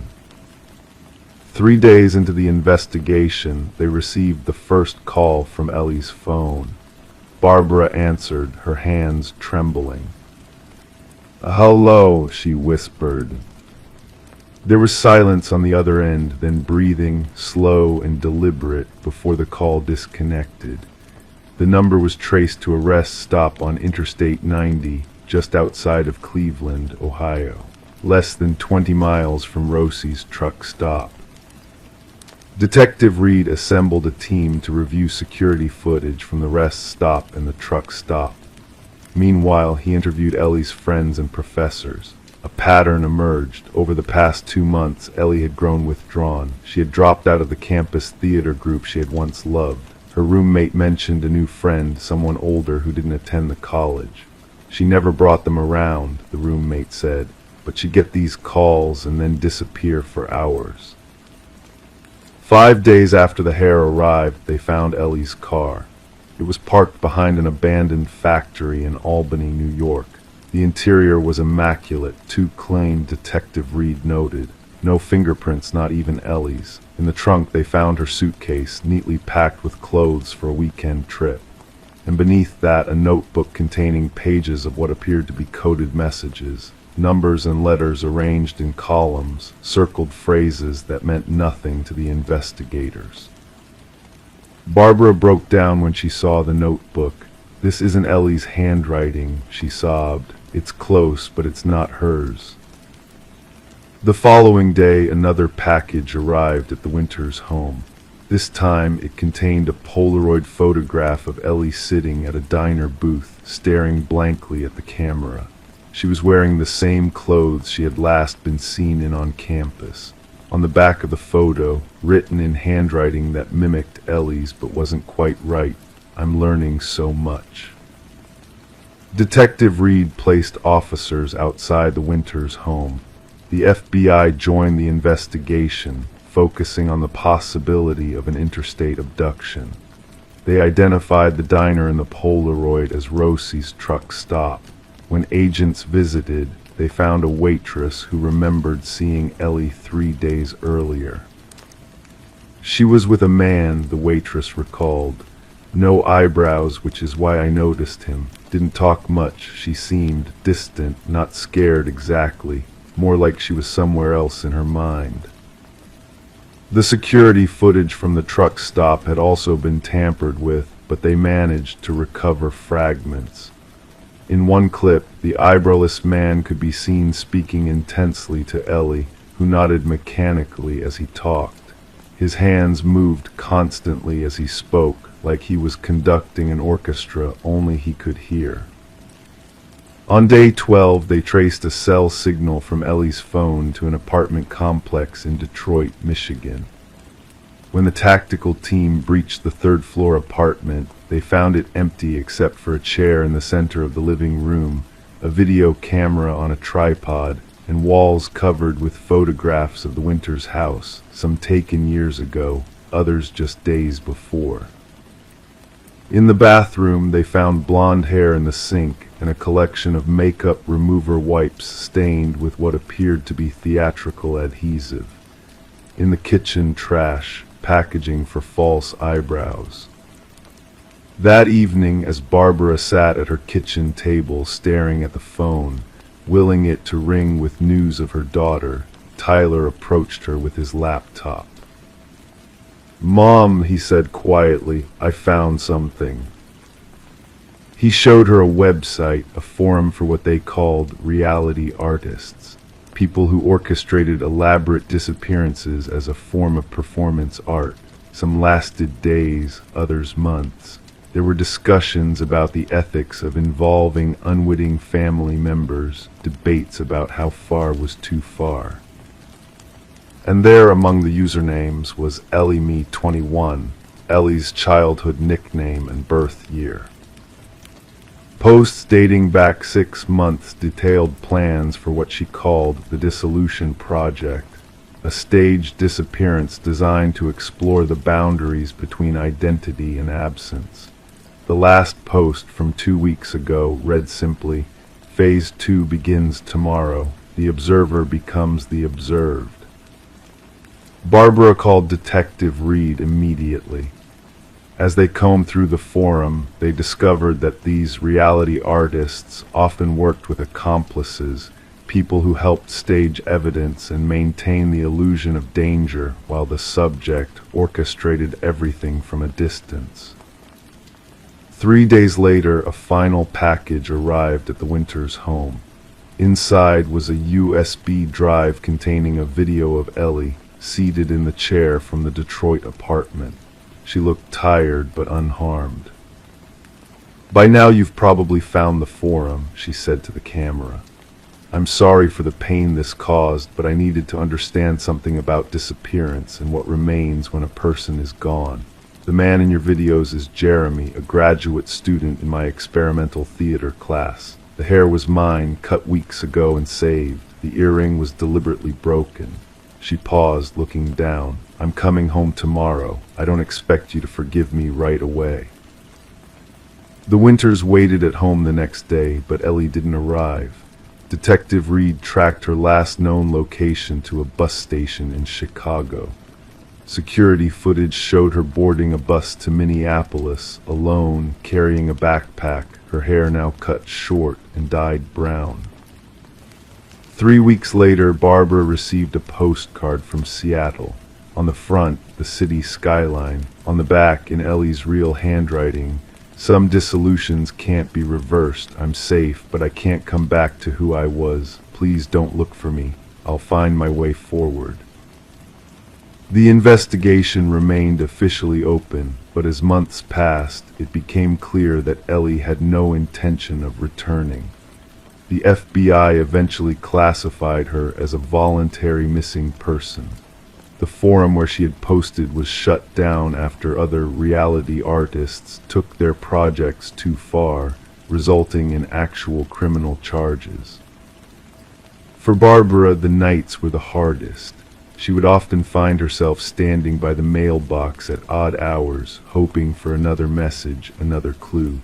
Paul threw himself into work. Tyler grew even quieter, spending hours researching similar cases online.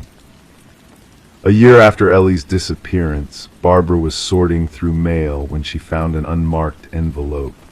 Inside was a newspaper clipping about an emerging photographer in Portland whose work explored the liminality of identity and the performance of self. The artist was unnamed, but the accompanying photograph showed an installation featuring a chair, a camera, and walls covered with family photos. In the corner of the clipping, written in Ellie's handwriting, "Some observing is an act of love." Barbara never showed the clipping to Detective Reed. Some mysteries she had come to understand weren't meant to be solved by others.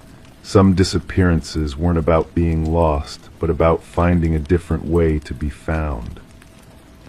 She placed the clipping in a box beneath her bed, alongside the evidence bags containing a clump of hair, a broken earring, and a matchbook from a diner 3 states away, artifacts from the daughter she had known, and signposts toward the one she might someday meet again. Story 10. The quaint costume shop was in its final days, liquidating its aged stock. Amidst the dwindling items, a woman's hand reached for a mask perched upon a dusty shelf. Its intricate features were both delicate and disconcertingly lifelike. Placing it on the counter, the cashier hesitated, his voice barely above a whisper. "That's not ours." Puzzled, the woman checked for a tag, but none was to be found. With a nonchalant shrug, she decided to take the mysterious mask home. That very night, she awoke to a soft, rustling sound, a whisper of fabric in motion. Searching her surroundings, she realized the mask was no longer resting on her dresser where she had left it. Instead, it sat ominously on her nightstand, its gaze fixed upon her. The woman, known as Catherine Reed, was later discovered by her concerned neighbor. The front door stood slightly ajar, allowing the morning light to spill into the dim interior of her home.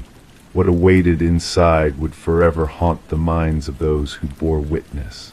Catherine lay lifeless upon the bedroom floor, the mask conspicuously absent. Detective Morgan arrived at the scene as forensics meticulously documented every detail.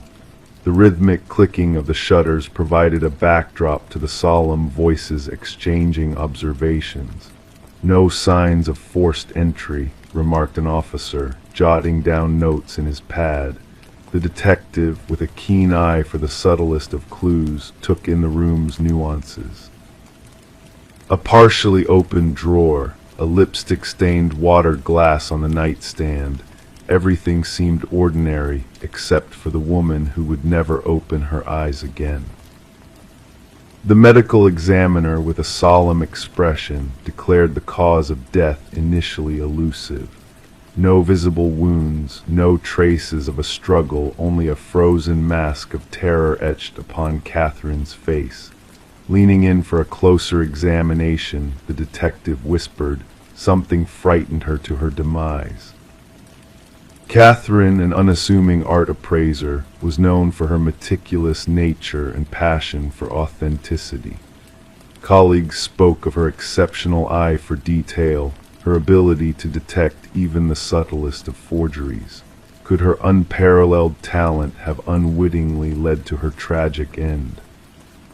Footage from the costume shop revealed an unsettling anomaly. The cashier's perplexed reaction to the mask was apparent. Consultation with the shop owner only deepened the mystery. "We never stocked an item like this," he affirmed, shaking his head in disbelief. A visit to the now empty shop unearthed a disconcerting revelation. The owner, visibly agitated, confessed, "That mask appeared during our clearance sale. Its origin remains a mystery. It was never part of our inventory." Pressed further, he reluctantly divulged, such occurrences were not uncommon after acquiring items from the estate sale of a collector with a tragic demise. A breakthrough emerged when forensics uncovered microscopic fibers embedded in Catherine's fingertips. She was clutching onto something, the lab technician elucidated. The composition of these fibers is peculiar, an enigmatic blend of human hair and an unidentified organic substance that eludes all known databases. The investigation unraveled a chilling pattern of death spanning decades, each victim acquiring an uncanny mask shortly before their demise. Their lifeless expressions frozen in terror, each case a perplexing enigma that defied resolution. A retired detective, privy to a similar case, shared a clandestine meeting with the current investigator. Passing a weathered file across the table, he revealed a startling discovery. Inscribed within each mask, concealed behind the lining, were ancient symbols. A scholar we consulted posited their association with a ritual of soul transference. A pivotal breakthrough materialized in the form of a journal clandestinely stowed behind a loose baseboard in Catherine's residence. Her final entry chronicled a growing sense of unease, a pervasive feeling of being surveilled within her own abode. Delving into the mask's origins following the cashier's cryptic reaction, Catherine drew connections to a series of mysterious deaths. In frantic script she penned, "The mask moves, it watches me in my slumber." Inside, I found markings akin to those in unsolved cases. The collector of these masks met the same fate. Each mask claims a life before moving on, an entity seeking a new host once recognized for its true nature. The detective meticulously pieced together the puzzle, the peculiar fibers, Catherine's inquest, the recurring motif of terror-stricken deaths. The medical examiner, after exhaustive examination, concluded the cause of death as cardiac arrest induced by extreme fear. What unspeakable horror could provoke such paralyzing terror that one's heart ceases to beat? The investigation took a macabre turn upon the discovery of surveillance footage from a neighboring residence. Unnoticed by the initial team, the footage captured a figure exiting Catherine's home under the veil of darkness, donning a mask resembling hers. The figure moved with Catherine's distinct gait, yet something was amiss, as if her very essence had been usurped by a mechanical specter. An alert was issued for the missing mask, but it remained elusive until reports surfaced 6 months later of a peculiar mask surfacing in a vintage emporium across the nation. By the time investigators arrived, it had already changed hands, the buyer's identity shrouded in mystery. The case, shrouded in enigma, remains officially unresolved. The detective preserves Catherine's journal in her desk drawer, a somber reminder of a truth too uncanny for official documentation. In the stillness of the night, she startles awake, a sense of being watched enveloping her. Securing her abode, she endeavors to quell thoughts of the mask awaiting its next unwitting bearer, a vessel yearning to be inhabited, traversing from victim to victim in an eternal cycle that commenced eons ago and persists to this day. The mask lingers in the shadows, awaiting its next revelation. And when it emerges once more, another soul will awaken to the gentle stirrings of the night, only to find it drawing near as they slumber, its vacant gaze fixated upon them, craving the essence that resides behind their eyes. Story 11. The old wooden plank yielded beneath her foot, a subtle shift that captured her attention. Intrigued, she knelt down and traced her fingers along the edges, sensing the hidden gap beneath the seemingly solid floor. With delicate precision, she pried up the boards, unveiling a dark, narrow cavity beneath the house. Initially shrouded in dust and cobwebs, the space slowly revealed its secrets to her keen gaze. A mattress, a chair. And nestled in the corner, a weathered notebook, its pages adorned with a single name, her name repeated endlessly. Detective Morgan Reed stood silently behind Sarah Coleman, watching as she peered into the enigmatic darkness beneath her newly acquired home. Beyond the mere discovery of a hidden room, Sarah's eyes reflected a deeper fear, a violation of security, an intrusion of malevolence into what was meant to be her fresh beginning. "Please refrain from touching anything further," Detective Reed's voice, calm yet resolute, broke the silence. She flicked on her flashlight, casting light into the concealed space, unveiling walls adorned with surveillance photographs, snapshots of Sarah's daily life, captured unknowingly. A shrine of obsession, meticulously curated right beneath her unsuspecting feet. Sarah had purchased the quaint cottage from the estate of an elderly man named Walter Green, a recluse who had passed away without any known heirs. The property had sat vacant for months before Sarah stumbled upon it. The real estate listing had painted it as charming and in need of minor touch-ups. No mention of the sinister secrets lurking beneath had ever surfaced during the inspections or sale. "I never met him, the previous owner," Sarah's voice barely above a whisper. "The neighbors said he kept to himself. I was told that basement access had been sealed off ages ago. That's what the inspection report claimed." As crime scene investigators arrived, their gear clunking against the wooden floorboards, they meticulously documented the hidden chamber, extracting the mattress, chair, and haunting notebook. Forensic analysis later unveiled a myriad of fingerprints, all belonging to Walter Green, scattered throughout the concealed space. What unnerved the investigators most was the timeline they unraveled. Through utility records and dated photographs, it became evident that Walter had been surveilling Sarah for over 3 years before his demise. He had shadowed her at community events, shared the same grocery aisles, and even frequented the cafe where she occasionally worked. Yet to Sarah, he had remained a ghost, invisible and unknown. This degree of fixation often evolves, the department psychologist explained during a debrief. The subject transitions from mere fantasy to calculated planning. The hidden chamber suggests a more ominous intent. Detective Reed's investigation took a sharp turn when she interviewed Walter's former colleague from the local shopping center's maintenance crew. Fidgety and anxious, the man confessed. Walter spoke of her sometimes, said she reminded him of someone. I thought it was harmless infatuation. I never imagined. His voice trailed off, his gaze fixed on his hands. Did he speak of any schemes involving her? Reid probed further.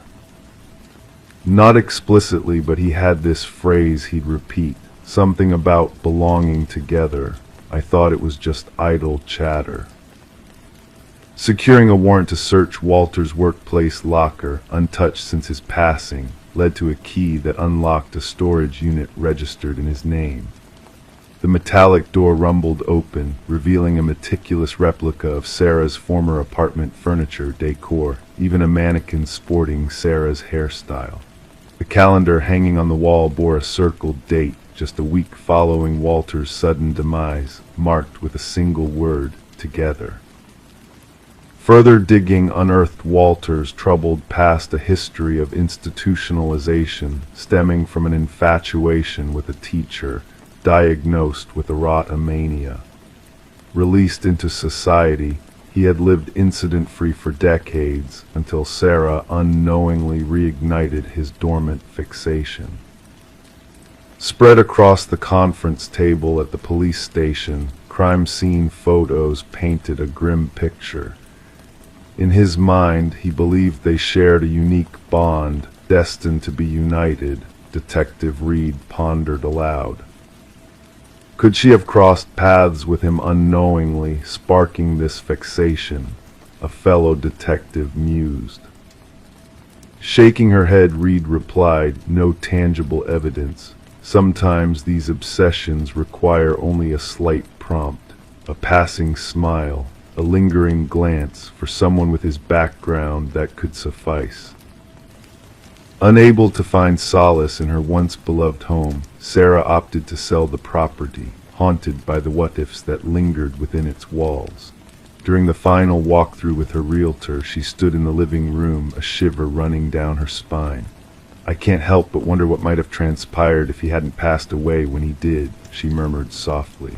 How long would I have dwelled here, unaware of his watchful eyes, unaware of the secrets concealed beneath my very feet? With Walter's demise, the case was officially closed, labeled as stalking with intent to abduct, although the abduction never came to fruition.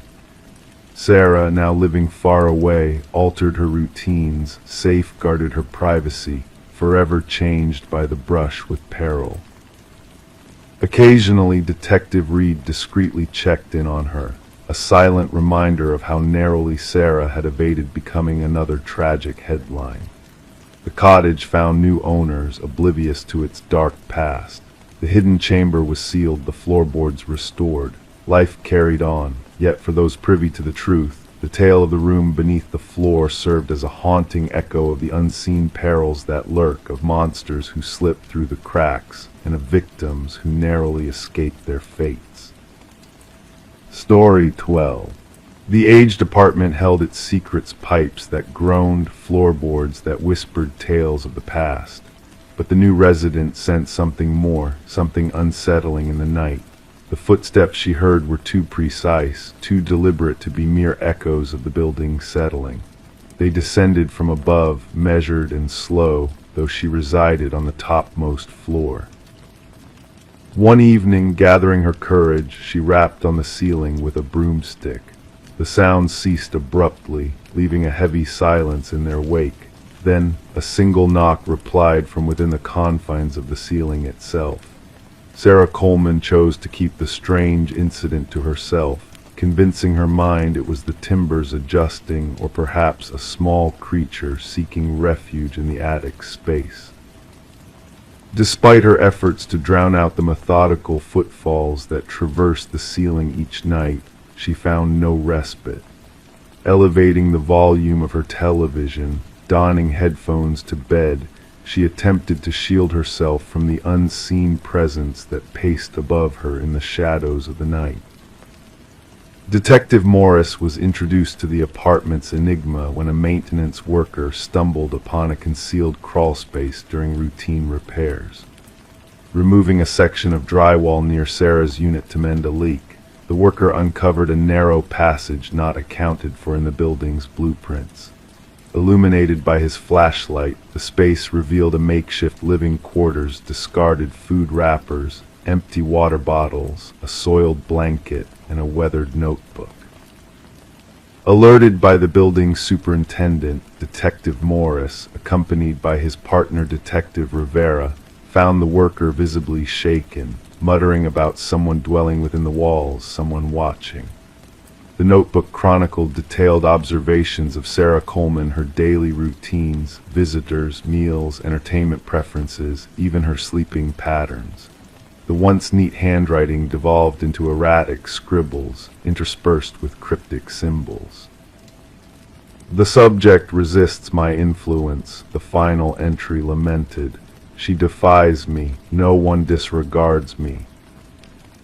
Forensic experts meticulously combed the crawl space, uncovering fingerprints that eluded identification in any database. They unearthed a labyrinth of passages intricately woven through the walls and ceilings of the building, some dating back decades according to structural assessments. The passages linked to 5 separate apartments, culminating in observation points disguised as innocuous fixtures or minor damages, with a sole destination: Sarah Coleman's abode. Interviews with current residents yielded no anomalies, just the usual hum of apartment life. Former inhabitants, however, painted a different picture. 3 past tenants of Sarah's unit recounted sensations of being watched or unexplained disturbances. One departed after a mere fortnight, their experiences left unvoiced due to fear of sounding paranoid.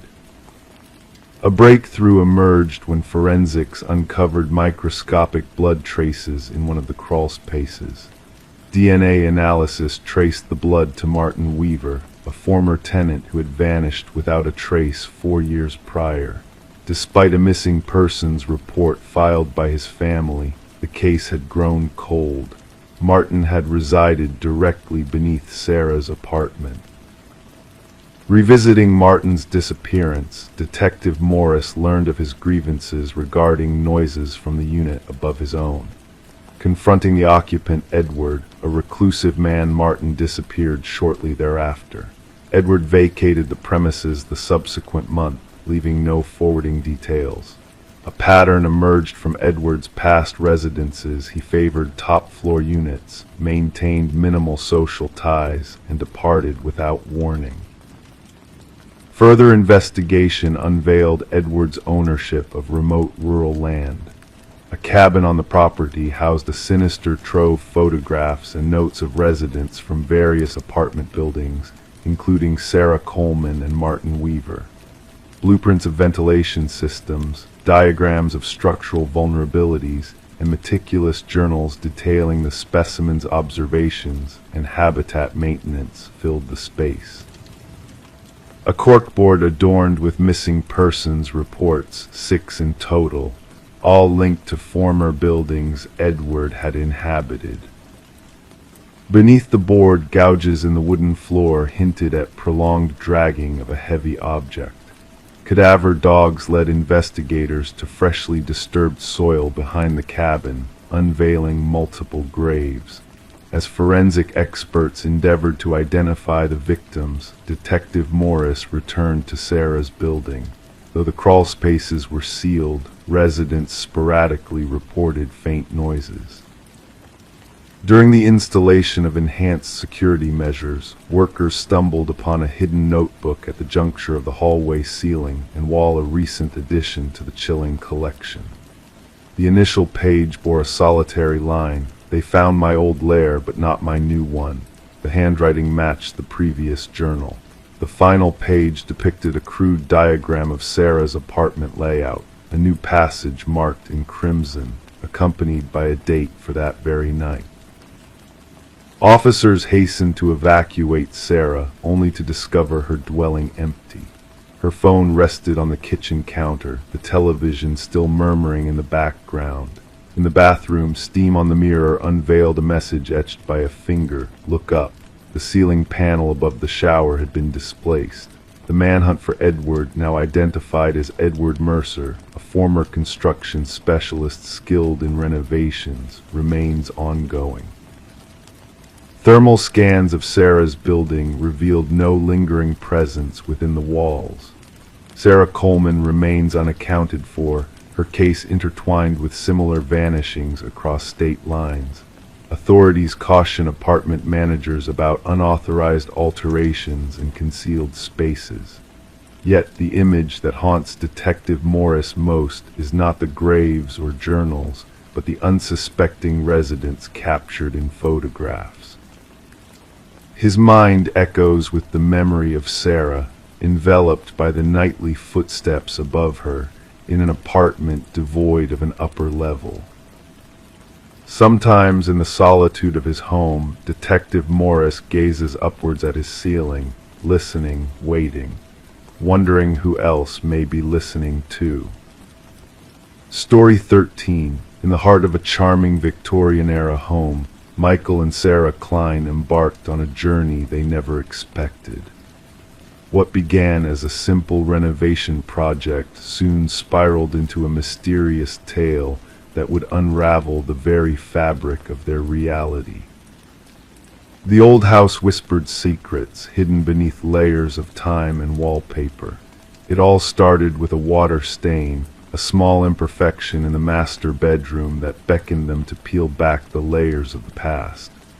As the floral wallpaper gave way to reveal a name Alina Winters scrawled in desperate ink, their curiosity ignited a flame that refused to be extinguished. Who was Alina Winters, and why did her name haunt the walls of their home? The more they searched, the deeper the mystery grew. A missing persons case from decades past intertwined with the present, blurring the lines between truth and fiction. Late nights were spent poring over old records, tracing the footsteps of those who came before them. Margaret Cavendish, the enigmatic woman who sold them the house, held the key to a puzzle that spanned generations. The resemblance between Margaret and the missing Alina sent shivers down their spines, connecting dots that led to dark revelations. As they delved deeper into the shadows of the past, they unearthed a hidden space beneath the floorboards, a secret chamber holding the remnants of identities long forgotten. Alina Winters and Margaret Cavendish, a tale of duality, of fractured personalities intertwined in a dance of deception. Forensics teams descended upon their home, turning it into a stage for a macabre performance of truth and lies. The walls, once silent witnesses, now screamed with the echoes of a past that refused to stay buried. DNA matched, fingerprints revealed, and a chilling discovery emerged from the depths of their existence. Rebecca Eldridge, a name whispered in hushed tones, emerged as the orchestrator of a sinister plot that spanned decades. Her descent into madness mirrored Alina's tragic fate, a story of obsession and betrayal that culminated in a web of deceit so intricate it threatened to consume them all. As the investigation unfolded, the boundaries between reality and illusion blurred, revealing a truth more chilling than fiction. Rebecca's fractured mind had woven a tapestry of lies, each thread leading back to the fateful moment when Alina's life was extinguished.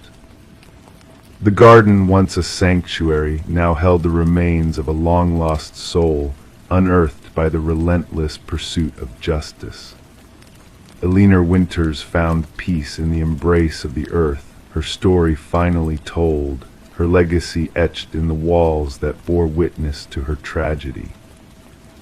For Michael and Sarah, the house became a monument to the past, a silent guardian of secrets long forgotten. their dreams of a peaceful abode shattered by the revelations that lurked within its walls. The house where truth and fiction collided, where the past bled into the present, leaving behind a legacy of mystery and intrigue. As they stood on the threshold of their once beloved home, now tainted by the ghosts of its past inhabitants, they knew that some stories were meant to be buried, their echoes fading into the night, whispering lullabies of a bygone era. And as sleep claimed them, the mysteries of the house intertwined with their dreams, weaving a tapestry of shadows that danced in the moonlight, beckoning them into a realm where reality and fantasy merged into one. Story 14. In the stillness of the night, a faint flicker danced across the baby monitor's screen, catching the mother's eye. At first, she brushed it off as a glitch, a mere blip in the digital realm. But then the crackle of static filled the room, and a soft voice, barely above a whisper, slipped through the air, saying, "SHHH, go back to sleep." A shiver ran down her spine, her pulse quickening as she listened, her instincts on high alert. With a racing heart, she hurried to her son's room, the dread of the unknown tightening its grip on her. Yet when she flung open the door, the crib lay empty, the moonlight casting eerie shadows across the room. The window stood closed, the door securely locked. The only anomaly in the room was a stuffed rabbit, its unblinking black eyes fixed on her. In a frenzy of panic and fear, she screamed until her voice grew hoarse, the sound of her anguish piercing through the night. The neighbors, startled by her cries, summoned help, and soon the authorities were on the scene. They found her on the nursery floor, clutching the stuffed rabbit, her world shattered by the inexplicable disappearance of her infant son, Samuel. The investigation that followed offered more questions than answers. There were no traces of forced entry, no signs of a break-in. The home security system had stood guard, undisturbed. The baby monitor footage, once a source of comfort, now held a chilling mystery with its whispered voice and static interruption. Suspicions turned towards the mother, Rebecca, with her history of seeking help for postpartum depression. Her composure during questioning unnerved the detectives, casting a shadow of doubt over her grief-stricken facade.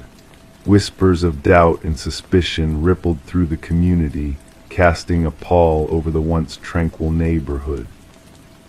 Then a glimmer of hope emerged amidst the darkness. Tiny fibers, foreign to the household, were discovered on the nursery windowsill, a clue pointing to an intruder skilled in the art of stealth. The focus shifted, revealing a figure moving in the shadows on security footage from neighboring homes, leaving behind a footprint that hinted at military or climbing expertise. As the spotlight shifted, Daniel, the absent husband, returned to a storm of accusations and doubts. His newfound hobby of rock climbing, his unusual calluses, and a significant life insurance policy on Samuel raised eyebrows. Phone records unveiled cryptic calls and a hidden second life, hidden from Rebecca's knowledge. The threads of deception unraveled further as digital forensics uncovered a sinister plot. The baby monitor had been hacked, manipulated to deceive and mislead. The voice that had whispered in the night had not come from inside the nursery, but had been a twisted ploy orchestrated from afar. A breakthrough came in a nondescript basement, where Samuel was found in the care of a woman named Elaine, a haunting connection to Daniel's past. Elaine, fueled by loss and longing, had orchestrated a plan with Daniel, a plan that shattered lives and innocence. In the courtroom, the truth echoed through the silence as the baby monitor's audio played, revealing secrets and betrayals. Daniel's cough, a damning detail in the background, sealed his fate alongside Elaine's. Justice was served, but scars remained, lingering reminders of a night veiled in shadows. Rebecca and Samuel sought solace in a new beginning, far from the whispers of the past. The baby monitor, a silent witness to the truth, lay dormant, a relic of a dark chapter. And as the night embraced them in its soothing embrace, they found peace in the stillness, knowing that the shadows could never reach them again. Story 15. In a small, unassuming coffee shop nestled on a quiet street corner, a man had made it his daily ritual to sit at the same table, order the same black coffee with no sugar, and immerse himself in the world of silence. The barista recognized his face, the regular customer who preferred solitude, yet no one knew his name. Days turned into months, and then one day he didn't show up. The absence of the man caught the attention of the staff, and when the police were called to check on his usual spot, they stumbled upon a wallet left behind. Inside the wallet was a driver's license featuring a photo of the man, but to their bewilderment there was no name, no address, just a vacant space where his identity should have been. Detective Sarah Mercer took charge of the mysterious case, her fingertips lightly grazing the cold metal table as she delved into the enigma of the man who had vanished without a trace. Replaying the security footage repeatedly, she observed the stranger, now only known as John Doe in their records, appearing mundane and unremarkable. His unassuming presence made his sudden disappearance all the more perplexing. The footage showed John entering the coffee shop during the bustling morning hours, following his usual routine of ordering his black coffee and settling at the secluded corner table. With meticulous movements, he retrieved a notebook from his worn leather messenger bag and began to jot down inscrutable lines. Sipping his coffee intermittently, he gazed out the window, lost in contemplation. Then came the pivotal moment captured on camera. John placed his wallet on the table, stood up, and headed towards the restroom area. But that was the last time he was seen. He never returned to his table, never emerged through any exit. It was as if he had evaporated into thin air, leaving behind a trail of unanswered questions. As Detective Mercer delved deeper into the investigation, she scrutinized the contents of the abandoned wallet spread across her desk. The driver's license bore the same face as the man in the footage, yet the personal details were conspicuously absent. Blank spaces filled the information fields, leaving a void where his identity should have been. Among the wallet's contents were credit cards with nonsensical numbers unlinked to any accounts, meticulously organized cash, a recent coffee shop receipt, and a solitary business card bearing only a faintly printed phone number.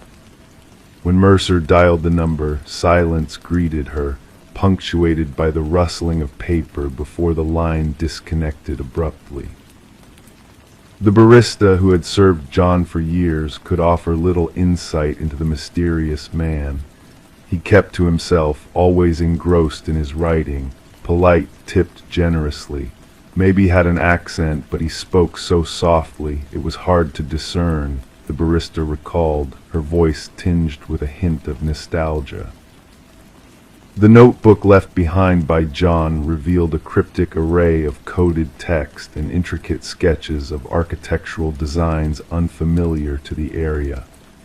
Cryptographers struggled to decipher its contents, while Mercer dispatched officers to scour the neighborhood with John Doe's image, yielding no leads or identifications. A peculiar detail caught Mercer's attention in the security footage, a flickering time stamp whenever John entered the coffee shop.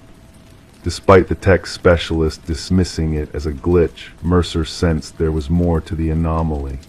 Returning to the coffee shop, she positioned herself at John's favored table, her gaze drawn to an antique mirror suspended between the entrance and the restroom hallway.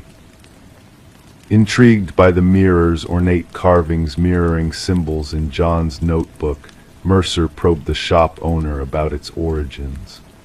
The mirror, a relic predating the shop itself, had never been moved or tampered with, bearing witness to decades of clandestine occurrences. Upon closer inspection, Mercer detected a subtle distortion in her reflection, a warmth emanating from the mirror's surface instead of the expected chill. Summoning the forensics team, they uncovered a concealed compartment behind the mirror housing a trove of identical wallets, each containing a faceless driver's license and a leather-bound journal inscribed with entries spanning generations. Among the journal entries, references to temporal displacement and identity transference surfaced, hinting at experiments beyond conventional comprehension. Mentions of crossing back and window points alluded to a realm where realities intertwined, converging at the coffee shop, a nexus of inexplicable phenomena. As the investigation unfolded, peculiar incidents unfurled around the coffee shop, with customers reporting eerie reflections and phantom sightings of John Doe. The veil between dimensions seemed to waver, blurring the boundaries of what was perceived as reality. A breakthrough emerged when an elderly woman, Margaret Keller, a former physicist with classified government affiliations, shed light on John Doe's true identity. Daniel Weston, a brilliant scientist consumed by the pursuit of quantum mirrors and parallel realities. Weston, presumed dead after a laboratory mishap, had theorized about the existence of multiple realities coalescing at specific locations, such as the coffee shop and unwitting convergence point bridging worlds. Keller's revelations intertwined with Weston's research, illuminating the intricate tapestry of his inexplicable disappearance. Returning to the coffee shop, Mercer unearthed the historical ties linking Weston's experimentations to the very foundation of the building, an erstwhile research facility where quantum anomalies once thrived. The shop stood atop a buried legacy, a monument to Weston's enigmatic legacy. In a pivotal moment of revelation, Mercer, scrutinizing the security footage in solitude, discerned a spectral apparition reflected in the shattered mirror, a duality of Daniel Weston observing his temporal self. Two facets of the same enigma coalesced in a fleeting instant, marking the culmination of an otherworldly experiment. The shattered mirror bore witness to the closure of a chapter, as a final message scrawled in Weston's hand foretold the end of the experiment, the sealing of the window between realities. The man who straddled worlds, existing in ephemeral juxtaposition, vanished into the annals of mystery, leaving behind a legacy etched in the whispers of the wind. The case of the man who defied existence remained shrouded in ambiguity, the coffee shop's doors closing as a testament to the enigma that once dwelled within its walls. Daniel Weston's fate remained a haunting enigma, his essence entwined with the fabric of the unknown. Detective Mercer's pursuit of truth led her down a labyrinthine path, culminating in her own metamorphosis, a recluse haunted by echoes of Weston's legacy. Her solitary vigil, inscribed in a replica of Weston's notebook, bore testament to the lingering presence of a man who traversed realms beyond mortal ken. And in the quiet of the night, when shadows danced upon the walls, fragments of an antique mirror whispered of forgotten gateways, of windows into the unknown, beckoning to those who dared to seek the truth hidden within the veils of time and space. Story 16, The Enigmatic Intruder. She cleared the mist from the mirror, gazing at her reflection. Everything seemed normal, yet a subtle disquiet lingered. A flicker caught her eye, a movement unbidden. When she turned away, her reflection remained fixed, watching her. Thus began the peculiar ordeal of Rebecca Thorne, a solitary dweller in a modest apartment nestled in a serene suburb. Known for her meticulous ways, she led a solitary existence, interacting politely with her neighbors while keeping to herself. A data analyst by profession, her days unfolded with precision and routine, devoid of any hint of the enigma that would envelop her life. It all started innocuously. Objects in her abode shifted inexplicably small displacements that went unnoticed by most. A mug placed on a different shelf, books rearranged, her toothbrush out of place. She brushed off these anomalies as consequences of her taxing work hours, staring at screens until reality blurred. Detective Marion Shaw's interest was piqued when Rebecca, after enduring weeks of these disturbances, finally reached out to the authorities. At first glance, the situation appeared more suited for mental health services than police intervention. No tangible evidence of crime, just a woman plagued by a pervasive sense of unease within her own home. The pivotal moment arrived with the bathroom mirror incident. During her subsequent meeting with the police, Rebecca recounted the eerie episode in vivid detail. Her reflection had seemed to move independently, casting a spectral gaze upon her. To corroborate her claim, she presented security footage from a camera trained on her front door, revealing a chilling revelation. The grainy video captured Rebecca's departure for work in the morning, followed by an exact replica of her entering the apartment 20 minutes later. Forensic scrutiny of the footage unveiled no signs of tampering, no digital deceit. The doppelganger moved with eerie accuracy, clad in Rebecca's attire, even carrying her distinctive leather bag. Yet concurrent time-stamped footage placed Rebecca miles away, already at her workplace. "We're facing a doppelganger scenario," Detective Shaw informed her superiors. "Someone who has mastered Miss Thorne's every mannerism and appearance with unsettling precision." The investigation deepened. Fingerprints within the apartment matched solely with Rebecca's, devoid of foreign DNA traces. Neighbors reported nothing amiss, only Rebecca's regular comings and goings. Mrs. Keller, a neighbor, recalled a peculiar encounter where Rebecca failed to acknowledge her greeting upon returning home, an incident she found peculiar but not alarming. Rebecca commenced documenting the anomalies in a journal. Minor disruptions burgeoned. Food vanished from her fridge. Unexplained searches surfaced on her computer. Most unsettling were the self-portraits on her phone, images of her with an eerie semblance but taken without her consent. Some snapshots depicted a subtly distorted visage, a smile too wide, eyes too intense. "I fear I'm losing my mind," she confided to Detective Shaw during their subsequent meeting. "Or perhaps someone is orchestrating my descent into madness." Breakthrough dawned as a pattern emerged in the security footage. The doppelganger materialized only during Rebecca's scheduled departures for specific engagements, therapy sessions, yoga classes, Sunday grocery runs, predetermined activities with foreseeable durations. "An intricate familiarity with your routine," Shaw elucidated. "This isn't happenstance. It's a targeted surveillance, a calculated infiltration."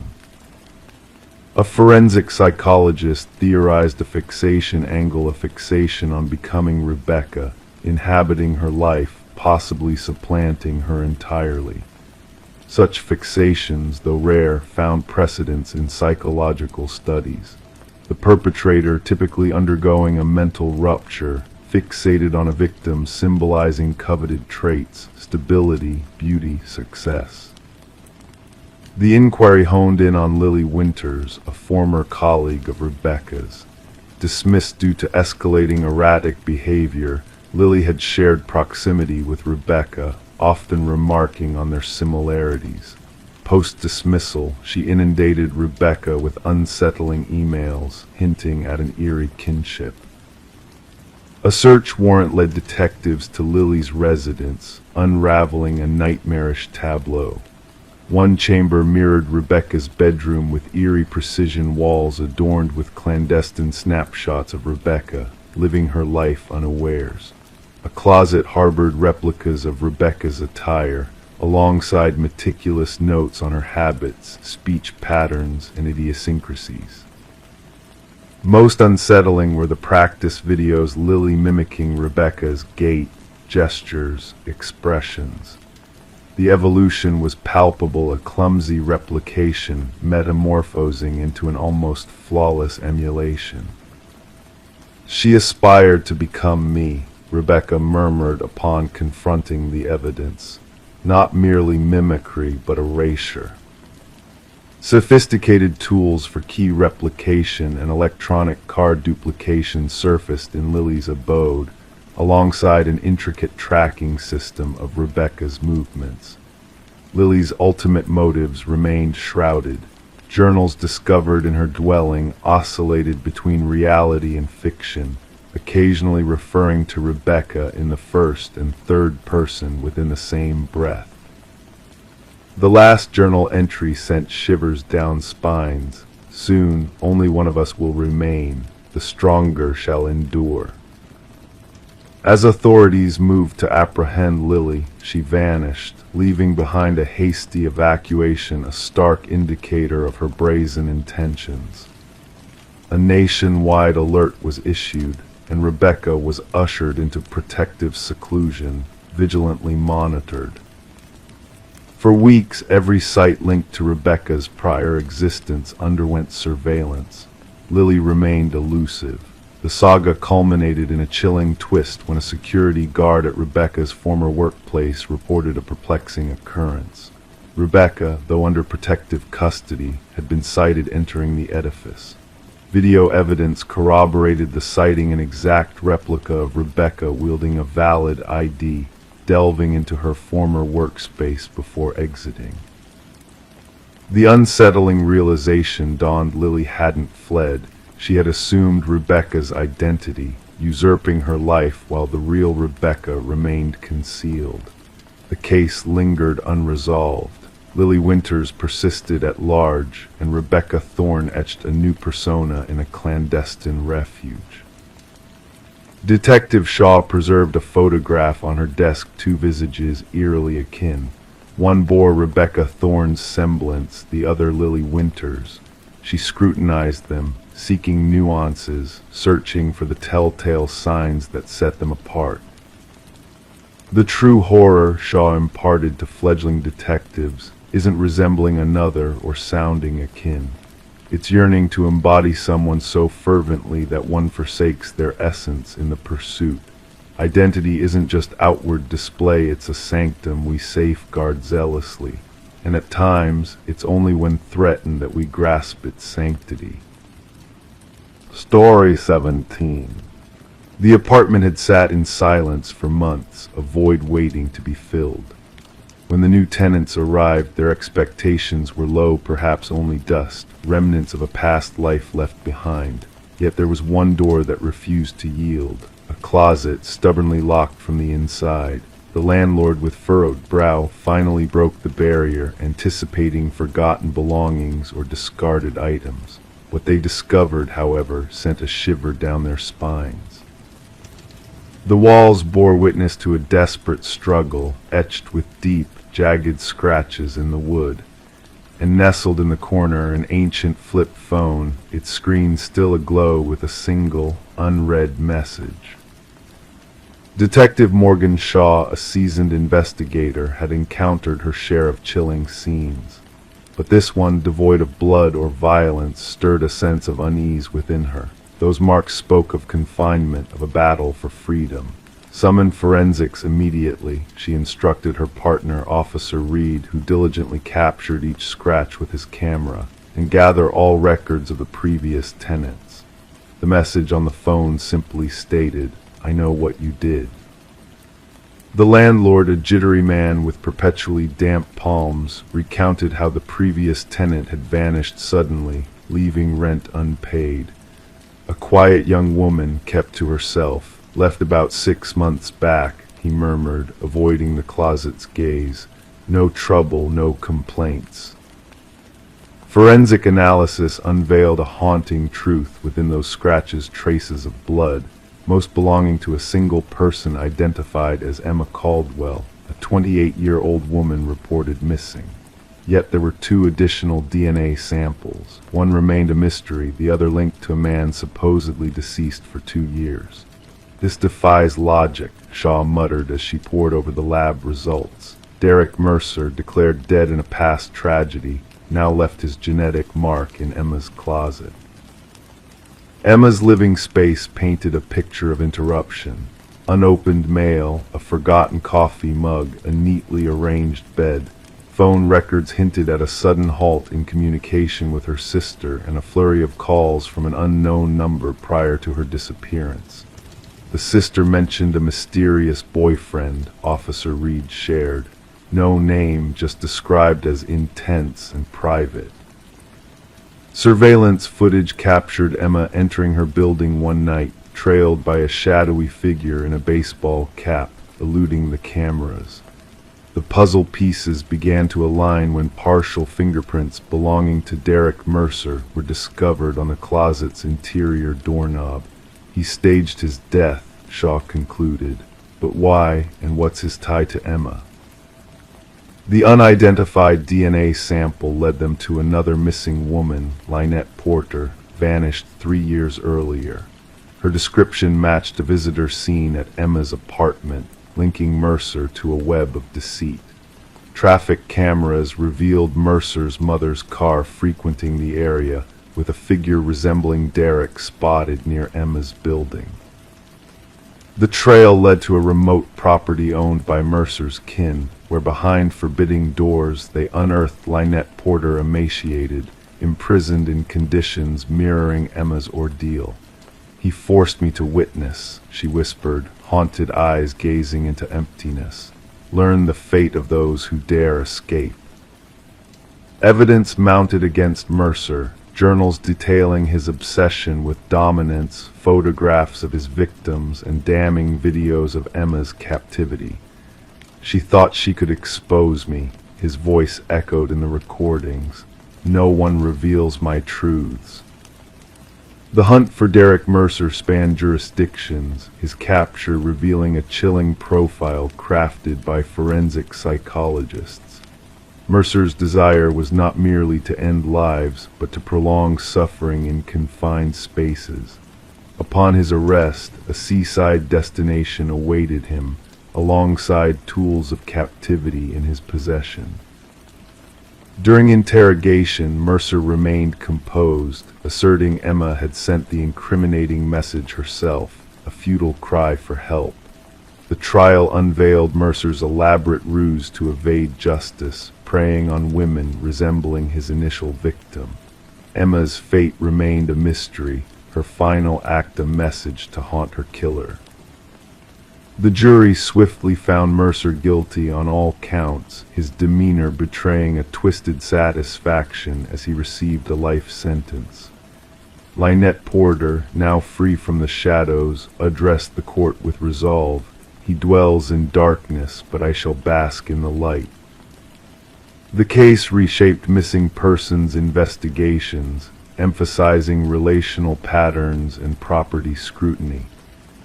Detective Shaw preserved the closet door from Emma's apartment, a symbol of survival amidst darkness, a testament to resilience in the face of unspeakable horrors. Story 18, the worn-down hotel stood silent, a relic of forgotten times where guests passed through like shadows in the night. With a peculiar glance, the clerk handed her the key, his words barely a whisper, just, "Avoid the last door on the left." Intrigue tugged at her, stirring a curiosity she couldn't resist. That evening, navigating the dimly illuminated corridor, she halted before the ominous door. The handle sent shivers down her spine, icy to the touch. To her eyes, it appeared no different from its companions until she pressed her ear against it. A faint breath, a presence from the other side, sent a chill through her. Detective Morgan Reed, weary-eyed, slipped under the yellow tape marking the crime scene entrance. The scent of iron and decay pervaded the air, a scent she knew too well. Blood had seeped into the threadbare carpet, transforming its once faded hues into a deep, somber shade. In this room of contradictions, a spotless bathroom, an untouched bed, and the grim sight in between lay the lifeless form of a young woman. Her golden locks splayed around her like a halo, her vacant gaze fixed on the ceiling, frozen in a silent scream. Reed knelt beside the victim, respecting the evidence markers that punctuated the scene. The third one this season, the forensic expert remarked clinically, capturing the scene with his camera. Same pattern as before, Reed nodded knowingly. The victim, adorned in elegant attire, seemed out of place in this neglected motel. A designer bag lay open, contents undisturbed. This was not a crime of theft, but of something deeper, more sinister. The hotel manager lingered anxiously at the threshold, his complexion drained. She checked in alone, paid in cash. I never imagined, his voice faltered. The maid found her during the cleaning. Reed surveyed the room once more. No signs of forced entry, no struggle evident on the victim's form. She had either welcomed her assailant willingly or recognized them. Back at the precinct, Reed pinned photos to the board, 3 women, each bearing a striking resemblance, each discovered in nondescript motels. Speculation buzzed in the media about a serial predator on the loose. The autopsy report is in, Detective Hayes announced, dropping a file on Reed's desk. Death by strangulation manual, no trace of DNA under the nails, no signs of assault. Reed furrowed her brow. This was personal, a vendetta beyond mere predation. Days melded into nights as the investigation deepened. Footage from the hotel's cameras yielded no leads. The victim, identified as Elaine Werner, a meticulous financial analyst, had no known adversaries. Friends described her as cautious, detail-oriented, unlikely to choose such lodgings willingly. A breakthrough emerged during Reed's talk with Werner's sister. She mentioned a man from her workplace, the sister recounted, hands trembling around her cup. It was secretive, complicated. I think he was married. Leaner in, Reed inquired, did she ever mention a name? Just see, the sister replied. The focus shifted to Werner's office. Colleagues painted a picture of a professional, private woman. Yet, tucked in her desk calendar, a business card revealed a connection: Charles Emerson, Senior VP. Emerson exuded charm and composure when questioned, his alibi airtight, an evening with his spouse and friends, but a flicker in his gaze unsettled Reed. Did you have a relationship with Elaine Werner outside work? She probed casually. A fleeting expression crossed Emerson's features, barely perceptible. Only professionally. Forensic analysis later linked partial prints from Werner's bag to Emerson. Confronted, he confessed, we were involved, but it ended. She threatened my marriage. Enough to end a life, Reed pressed. Emerson's fa-deck cracked. I never set foot in that motel. Yet records told a different tale, a credit charge for the adjacent room paid with his corporate card. Inside, a concealed camera captured damning evidence. Fibers from his suit matched those on Werner's body. His DNA lingered on a glass in her room. His computer held recordings of prior victims, revealing a chilling pattern. In the interrogation room, Emerson's veneer crumbled. They would ruin everything, he muttered. My status, my marriage, my life.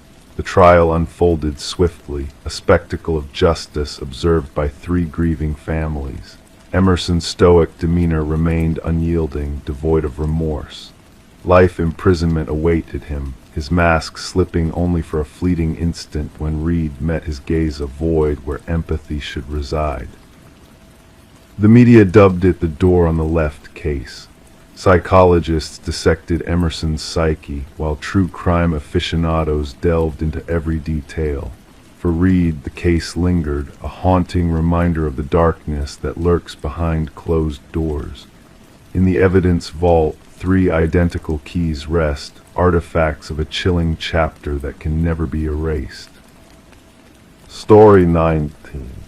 Renovations always bring to light mysterious remnants of the past, a glimpse into lives long forgotten. Old newspapers crumpled with time, broken trinkets whispering stories of bygone days, and faded photographs capturing moments lost to memory.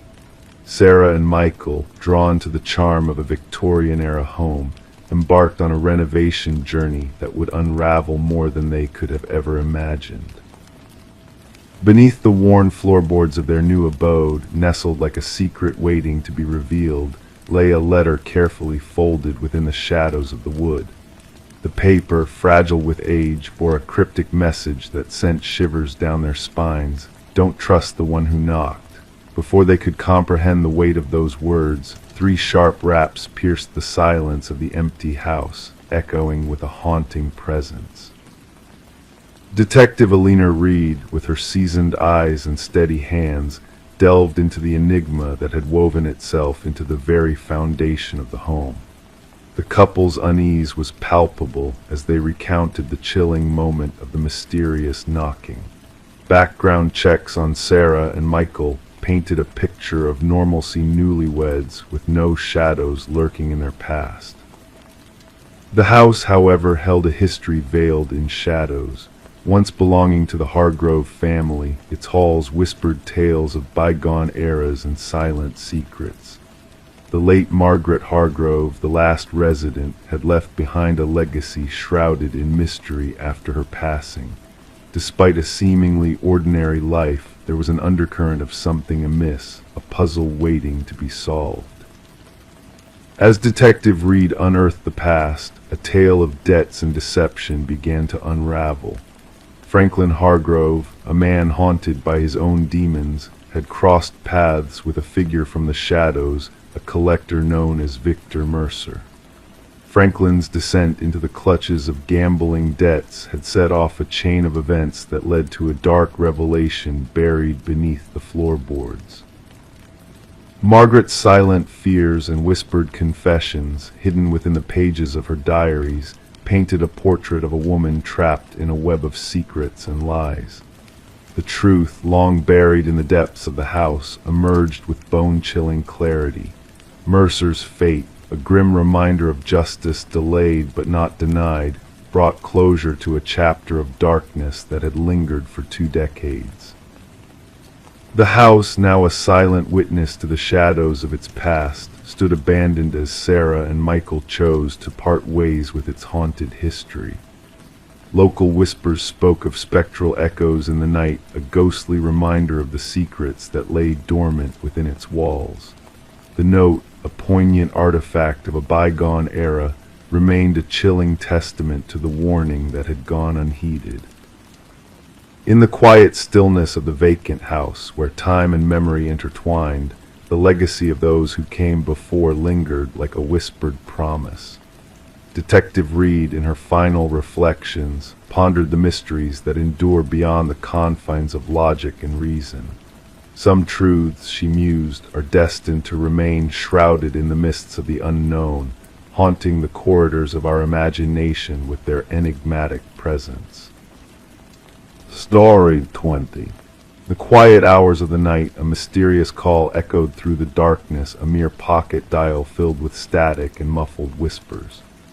The operator's interest was piqued when a voice emerged from the chaos, a woman's voice urgent and trembling. "He's here," and then a heavy silence descended. The call originated from an empty house, a relic of the past left untouched for years, its secrets buried in the shadows. There were no signs of intrusion, no disturbances in the stillness of the abandoned rooms. But in the dimly lit kitchen, a phone rested on the countertop, its screen glowing faintly, a beacon in the obscurity. Detective Morgan Reed found herself drawn to the enigma of the call, playing back the recording repeatedly, each time feeling a chill run down her spine. The whispered words lingered in the air, desperation, fear, and an unsettling impossibility.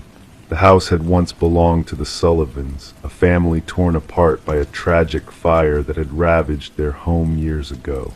Since then, the house had stood empty, a silent witness to the passage of time. The caretaker swore no one had set foot inside, yet the phone's call contradicted that assurance. "Can we trace the number?" Morgan inquired of her partner, Detective Walsh. The revelation that the number belonged to Catherine Sullivan, the deceased daughter of the family, only deepened the mystery. Catherine had perished in a car accident 3 years prior, her presence now a spectral whisper in the abandoned house. The evidence confounded logic. A phone that shouldn't be making calls from a house that shouldn't hold secrets. The dust around the phone bore the only traces of disturbance, as if the device had materialized out of thin air. Forensic analysis yielded no tangible leads, no fingerprints to follow, no footprints to track. The doors remained sealed, the windows unbroken, shrouded in a veil of perplexity. The heart of the investigation became those 11 seconds of the call, an echo from beyond, a spectral voice reaching out from the void. Voice analysis confirmed the identity of the caller as Catherine Sullivan, her words a haunting echo of the past. The timestamp revealed a chilling truth. The call had occurred at the precise moment of Catherine's demise, a ghostly connection transcending time. Morgan and Walsh delved deeper, unraveling the threads of Catherine's life. Her father, now remarried, seemed bewildered by the unearthed secrets. Her mother, a solitary figure in a small apartment, crumbled at the sound of her daughter's voice, a spectral lament from the beyond. Mark Jennings, Catherine's former boyfriend, stood at the center of the storm, his alibi a fragile shield against the encroaching darkness. But it was a discovery in Catherine's old journal that shattered the fragile peace, a chronicle of love turned to fear, of control and isolation, a descent into a nightmare.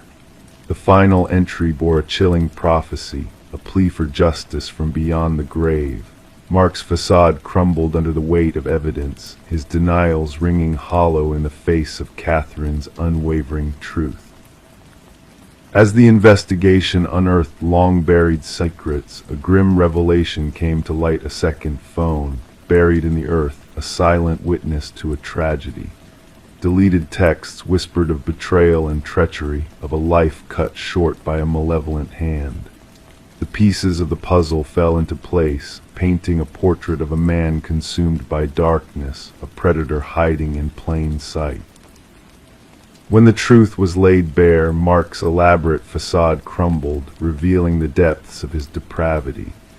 A manhunt ensued, culminating in a chilling confrontation at the Sullivan house, where justice awaited its reckoning.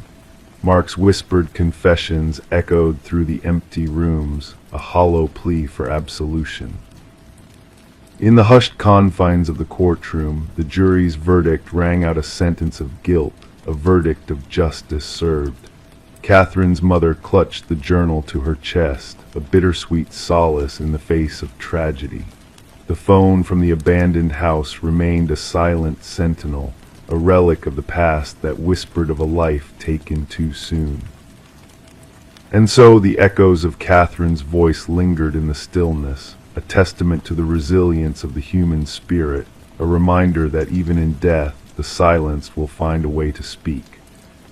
The phone in the evidence locker remained a silent witness, its story etched in the annals of time, a tale of darkness and light, of justice and redemption, a spectral whisper in the night.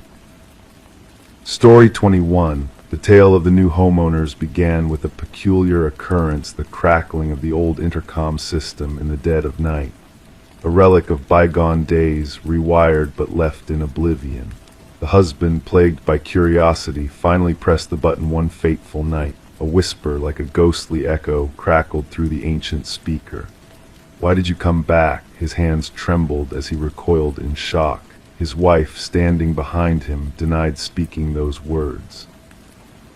The Victorian manor, nestled amidst ancient oak trees, exuded an enigmatic charm with its weathered facade concealing a modern interior.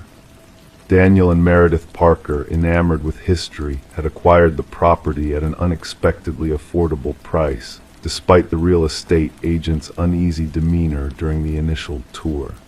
The vintage intercom system, linking all the rooms, had captivated the Parkers' fascination with the past.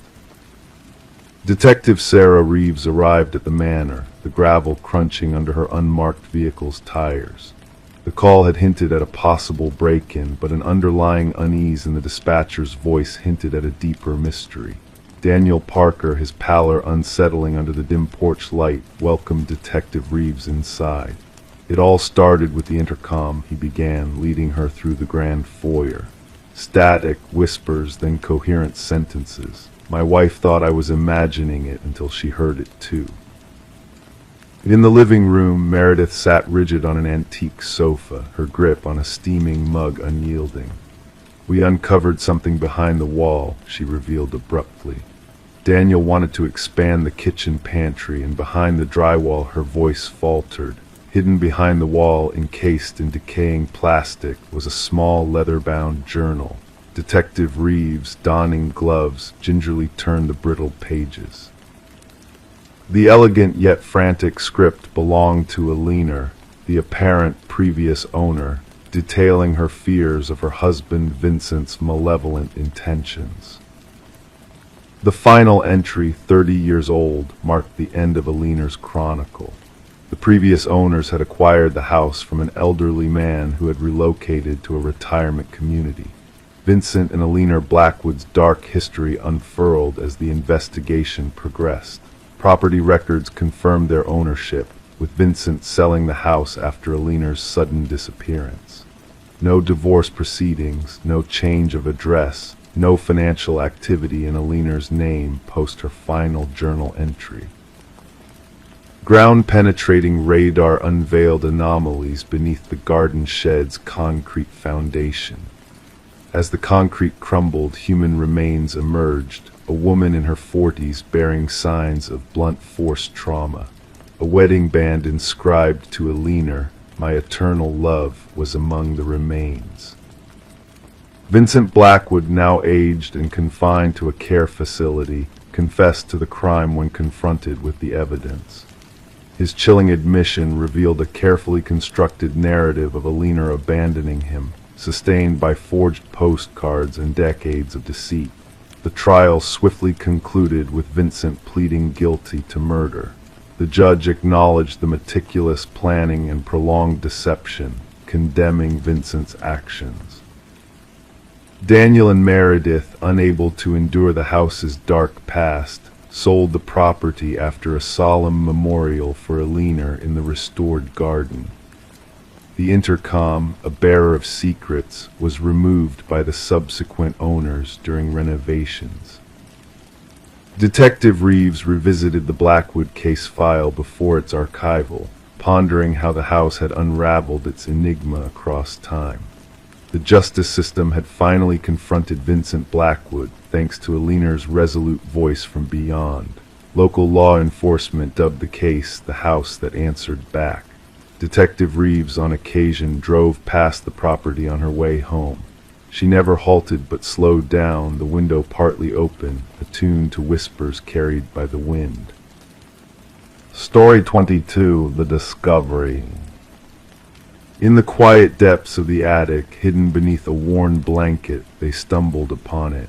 A porcelain doll, ancient and fragile, with eyes of a deep, unblinking blue.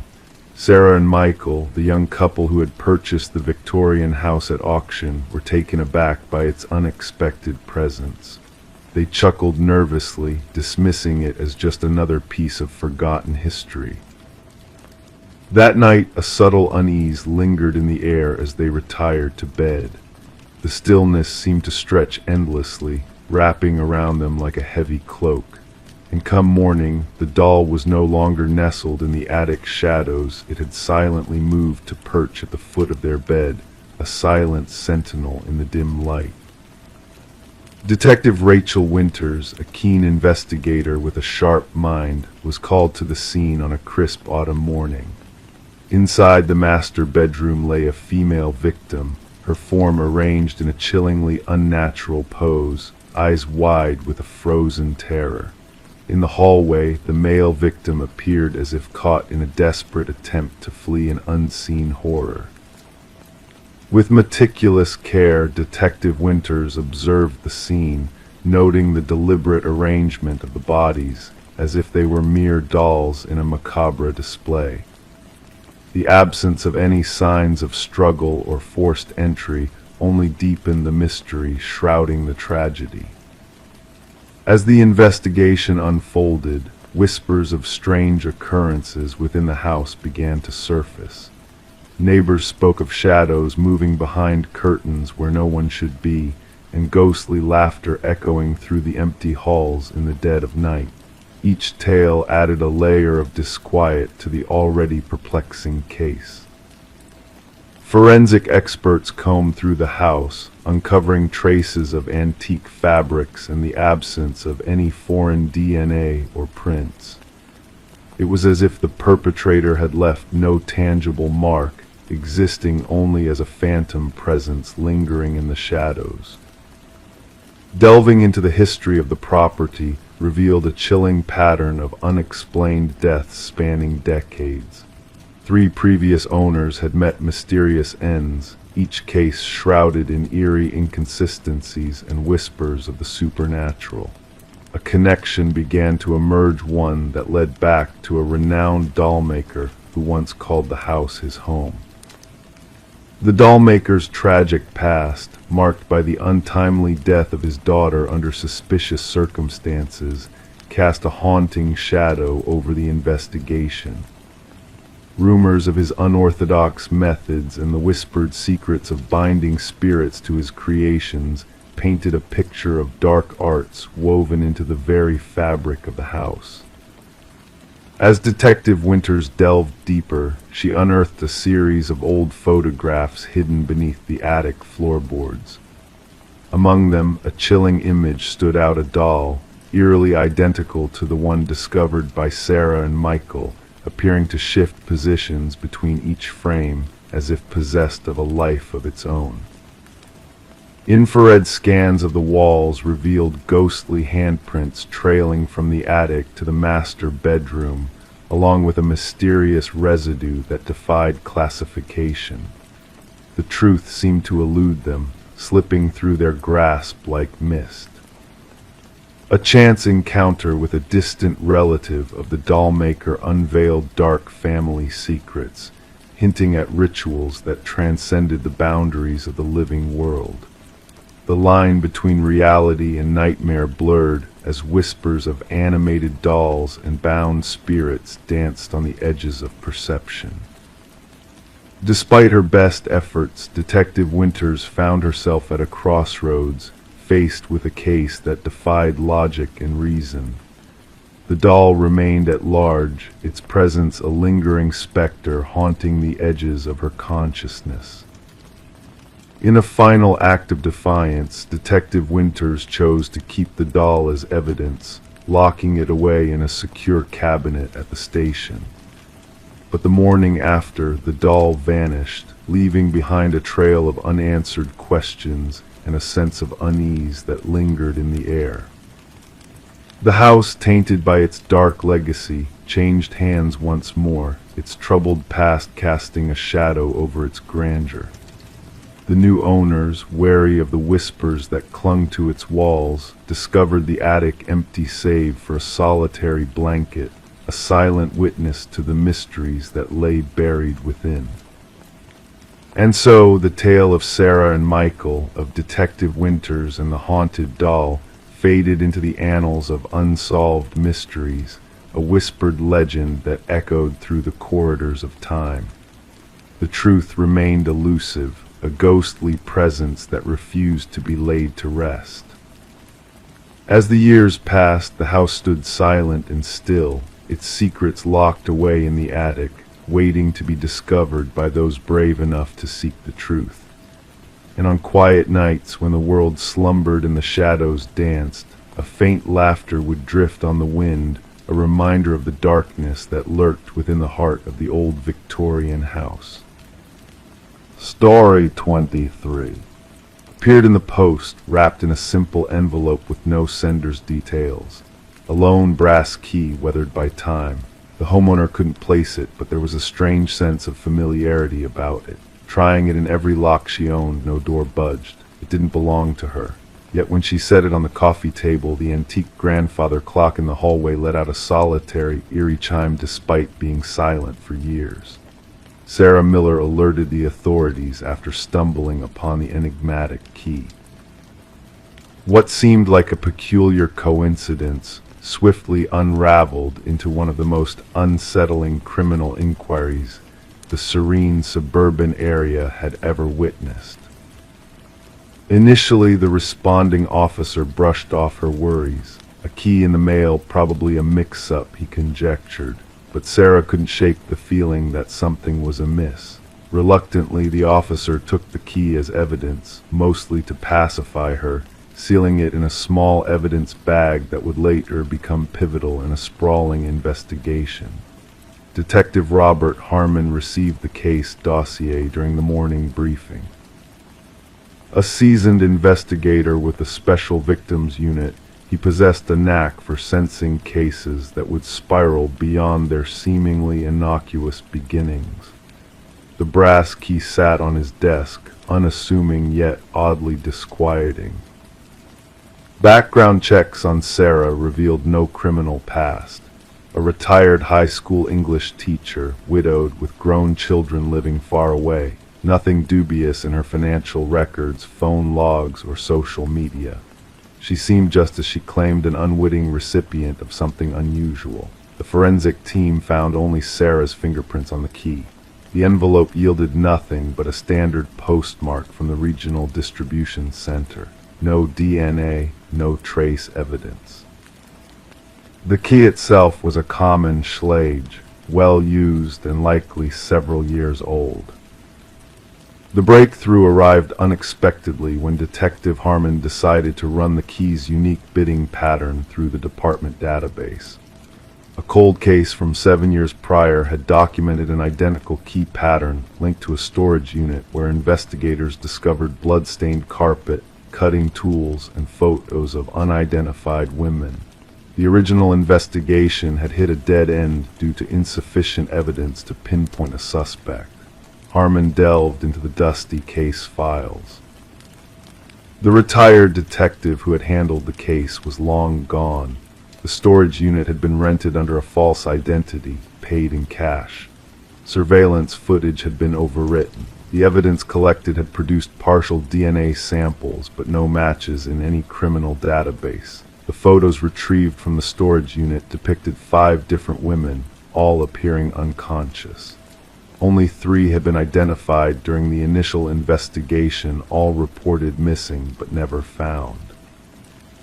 Their cases remained open, classified as suspected homicides with no bodies recovered. Sarah didn't recognize any of the women in the photos.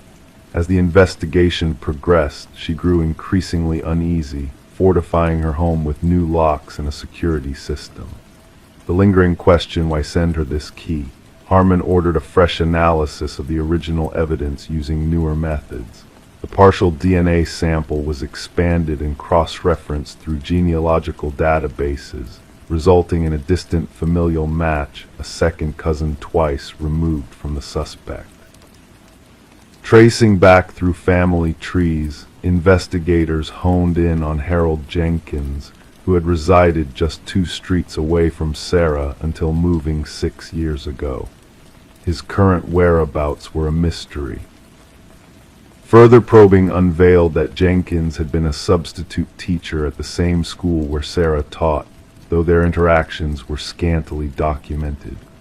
His work history was sporadic, marked by unexplained gaps and frequent relocations. Nothing unusual turned up at his former residence upon inspection. Neighbors described him as unassuming, keeping to himself a common narrative that often follows revelations about predators concealed in plain sight. The burning question remained unanswered. Why send the key now? Why to Sarah Miller? Harmon posited it could be a trophy, a warning, or perhaps a grim invitation. The hunt for Jenkins escalated. His driver's license had lapsed, no credit card activity, no tax filings. The digital traces people usually leave behind were conspicuously absent, hinting at a deliberate effort to remain untraceable. The true horror of the case unfurled when authorities probed a small cabin registered to Jenkins' late mother. Beneath the worn wooden floorboards, investigators stumbled upon a hidden chamber accessible only through a trapdoor. Inside, meticulously arranged shelves held dozens of identical brass keys, each tagged with a name and date. 5 keys matched the women from the photos. The remaining keys, 27 in total, hinted at additional victims previously unknown to law enforcement. Buried behind the cabin, forensic teams unearthed human remains. The excavation spanned weeks as investigators revealed multiple bodies in varying stages of decay. Sarah was under constant protection as the manhunt for Jenkins expanded nationwide. Behavioral analysts speculated that the key symbolized a twisted invitation, Jenkins selecting Sarah as an admirer of his art. Dubbed the Keymaster by the media, his name spread like wildfire in national headlines. Fear gripped the community as residents questioned how such horror could lurk among them undetected. Tracking dogs trailed a scent from the cabin into the surrounding wilderness. Search teams combed dense forests. Thermal drones scanned inaccessible terrains. The manhunt burgeoned into one of the largest in the region's history. A wildlife photographer exploring remote woods snapped a picture of an individual resembling Jenkins. The blurry image captured a bearded man with hollow eyes carrying a backpack, venturing deeper into the wild. Authorities zeroed in on the area, establishing a perimeter. Tactical units navigated challenging landscapes as behavioral experts predicted Jenkins wouldn't surrender, likely having prepared with hidden supplies and escape routes. The climax unfolded when a patrol officer encountered Jenkins trying to cross a river. Instead of yielding, Jenkins retreated to higher ground, barricading himself in an abandoned fire observation tower. Negotiators attempted communication for hours to no avail. When tactical teams breached the tower, they found Jenkins lifeless from a self-inflicted wound. Beside him lay a journal detailing his crimes, alongside a brass key identical to the one Sarah had received. Within a waterproof container, investigators unearthed more evidence, including photos, maps marking burial sites, and personal effects seized from victims, a meticulously preserved chronicle of atrocities spanning nearly a decade. The final entry in the journal addressed Sarah directly. "You never noticed me, but I noticed everything about you. The key opens nothing because what I wanted to give you cannot be unlocked with metal, only with recognition. Now everyone will remember my name." The subsequent inquiry identified 32 victims in total. Families who had long wondered about missing loved ones finally received closure, albeit with the heavy burden of confirmed tragedy. Sarah never returned to her home, unable to reconcile the horror that had brushed so close to her ordinary life. The grandfather clock that had eerily chimed was scrutinized, revealing a discreet wireless receiver Jenkins had been observing, waiting for the moment she received his gift. The case stands as a chilling example of predatory behavior lurking behind seemingly normal facades. Psychologists continue to dissect Jenkins' writings, aiming to identify similar offenders before they strike. And somewhere in an evidence vault, a trove of brass keys sits in solemn testament to lives cut short, each key opening nothing, yet unlocking a harrowing truth about the darkness that sometimes hides behind unremarkable exteriors. Story 24. The old envelope with its edges tinged yellow bore a fresh stamp, as if it had traveled through time to reach its destination just days ago. The detective, with a sense of curiosity mingled with apprehension, carefully unfolded its contents. Inside lay a solitary sheet of paper bearing a message typed in haste, the characters uneven and hurried. "I am sorry for what I did," the words whispered from the page, carrying a weight of regret that seemed to linger in the air. The paper itself exuded a faint dampness, a metallic scent clinging to it like a shroud. And there, along the bottom edge, a reddish smear glistened ominously, a silent witness to a dark truth. Detective Sarah Morgan, her gloved hands moving with practiced precision, secured the letter in an evidence bag, mindful of the significance it held. The forensics team's findings only confirmed her suspicions the crimson stain was human blood, its DNA a haunting echo from an unsolved homicide that had plagued their department for years. The victim, a young journalist named Rebecca Warren, had been discovered in her apartment, bearing the brutal marks of a violent end. Her missing laptop, scattered notes, all hinted at a connection between her work and the tragedy that befell her. Despite tireless efforts and countless dead ends, the case had remained a puzzle until this cryptic letter arrived, addressed simply to the Homicide Division. Sparse fingerprints on the paper and envelope hinted at a careful sender, one who had left only faint traces behind. The postmark, a solitary clue in a sea of uncertainty, beckoned the team to unravel its secrets. As Detective Morgan gathered her team in the dimly lit briefing room, shadows cast by crime scene photos danced across the walls, a silent chorus of unsolved mysteries. Pinning the letter's image at the heart of their investigation board, she declared, "This changes everything. Our perpetrator shows remorse." Detective James Chen, her steadfast partner in this relentless pursuit of justice, offered a different perspective. "Or perhaps it's a facade, a cruel game of deception," he mused, his eyes locked on the enigmatic message before them. The unique typewriter impressions, a relic from a bygone era, led the team on a trail of antiquity, searching for a machine long forgotten yet still lingering in the shadows. As they delved deeper into Rebecca's life, her dedication to uncovering truths, her fearless pursuit of justice, painted a portrait of a woman unafraid to challenge the powerful. Her unfinished investigation into a wealthy family's dark secrets hinted at a motive buried deep within the folds of privilege and deceit. Interviews with her loved ones revealed whispered fears, hidden truths, and a trail of breadcrumbs leading to a chilling revelation. With each passing moment, the web of lies unraveled, exposing hidden alliances and betrayals lurking in the shadows. And then, as if the darkness itself sought to confess, a second letter arrived, bearing the same macabre signature a typewriter's whispered secrets, a crimson stain of guilt.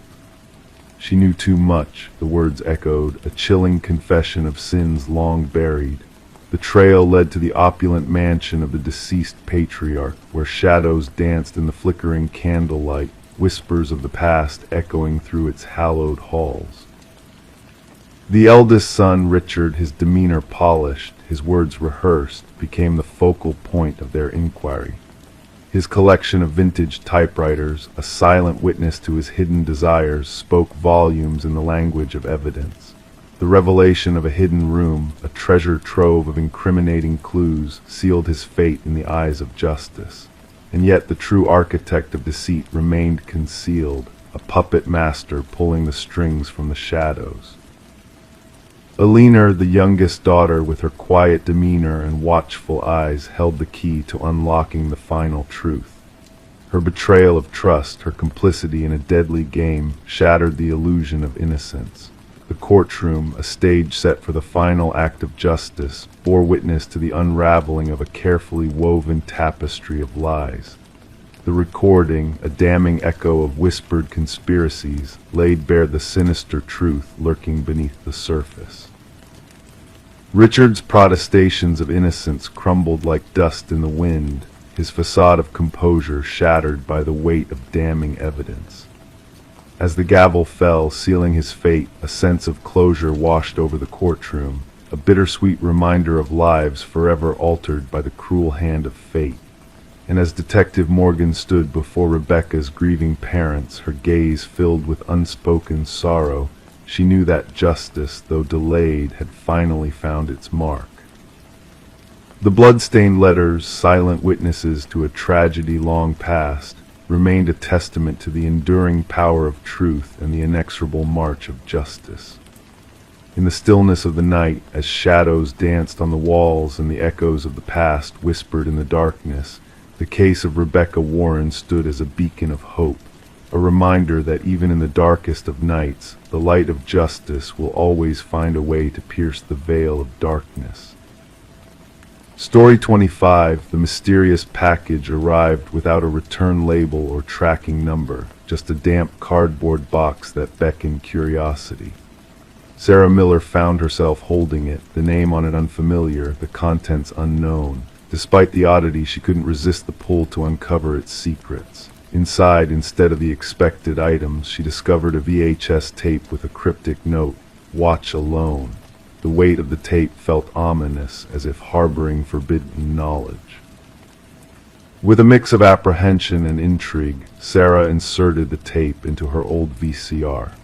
Static flickered before revealing a dimly lit room where a man, Daniel Whitaker, confessed to a crime he claimed he didn't commit.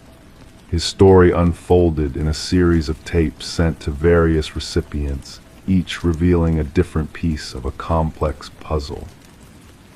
Detective Eliza Ramirez found herself entangled in the mystery surrounding Whitaker and the murder of Catherine Walsh.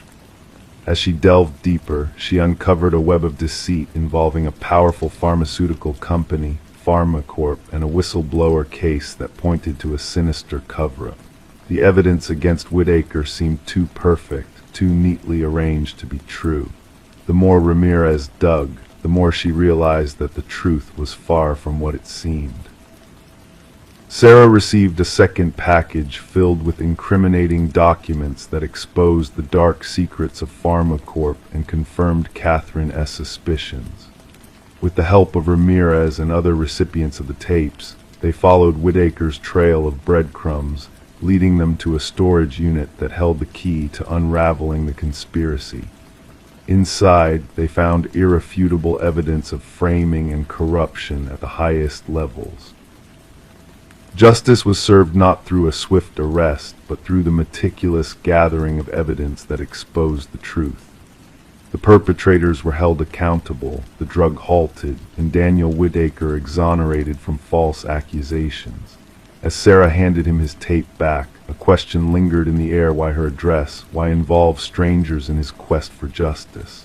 The answer lay in the randomness of fate, in the algorithm that chose those untainted by the lies spun by those in power. In the end, Sarah and Whitaker stood on her porch, two individuals linked by chance and circumstance, reflecting on the thin line between truth and deception.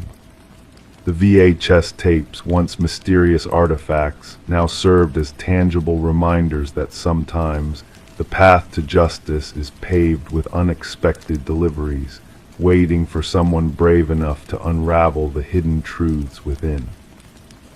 Story 26, the mysterious box lay hidden beneath layers of forgotten possessions in the attic, a relic of the past left behind by the previous inhabitants of the house.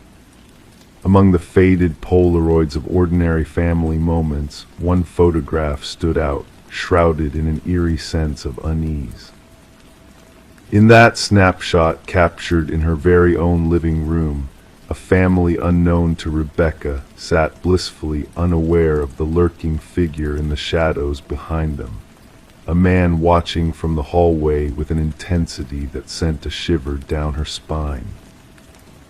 As Rebecca descended the creaking stairs, the weight of the photograph in her hand seemed to magnify the oppressive emptiness of the house she now called her own. Placing the unsettling image on her kitchen counter, the harsh light revealed the uncanny resemblance between her home and the unfamiliar family frozen in time on the Polaroid. Detective Morgan, a weathered investigator with a keen eye for detail, delved into the mystery surrounding the photograph. Unraveling the history of the house's past occupants, he uncovered a chilling pattern of families disappearing without a trace after precisely 1 year of residency.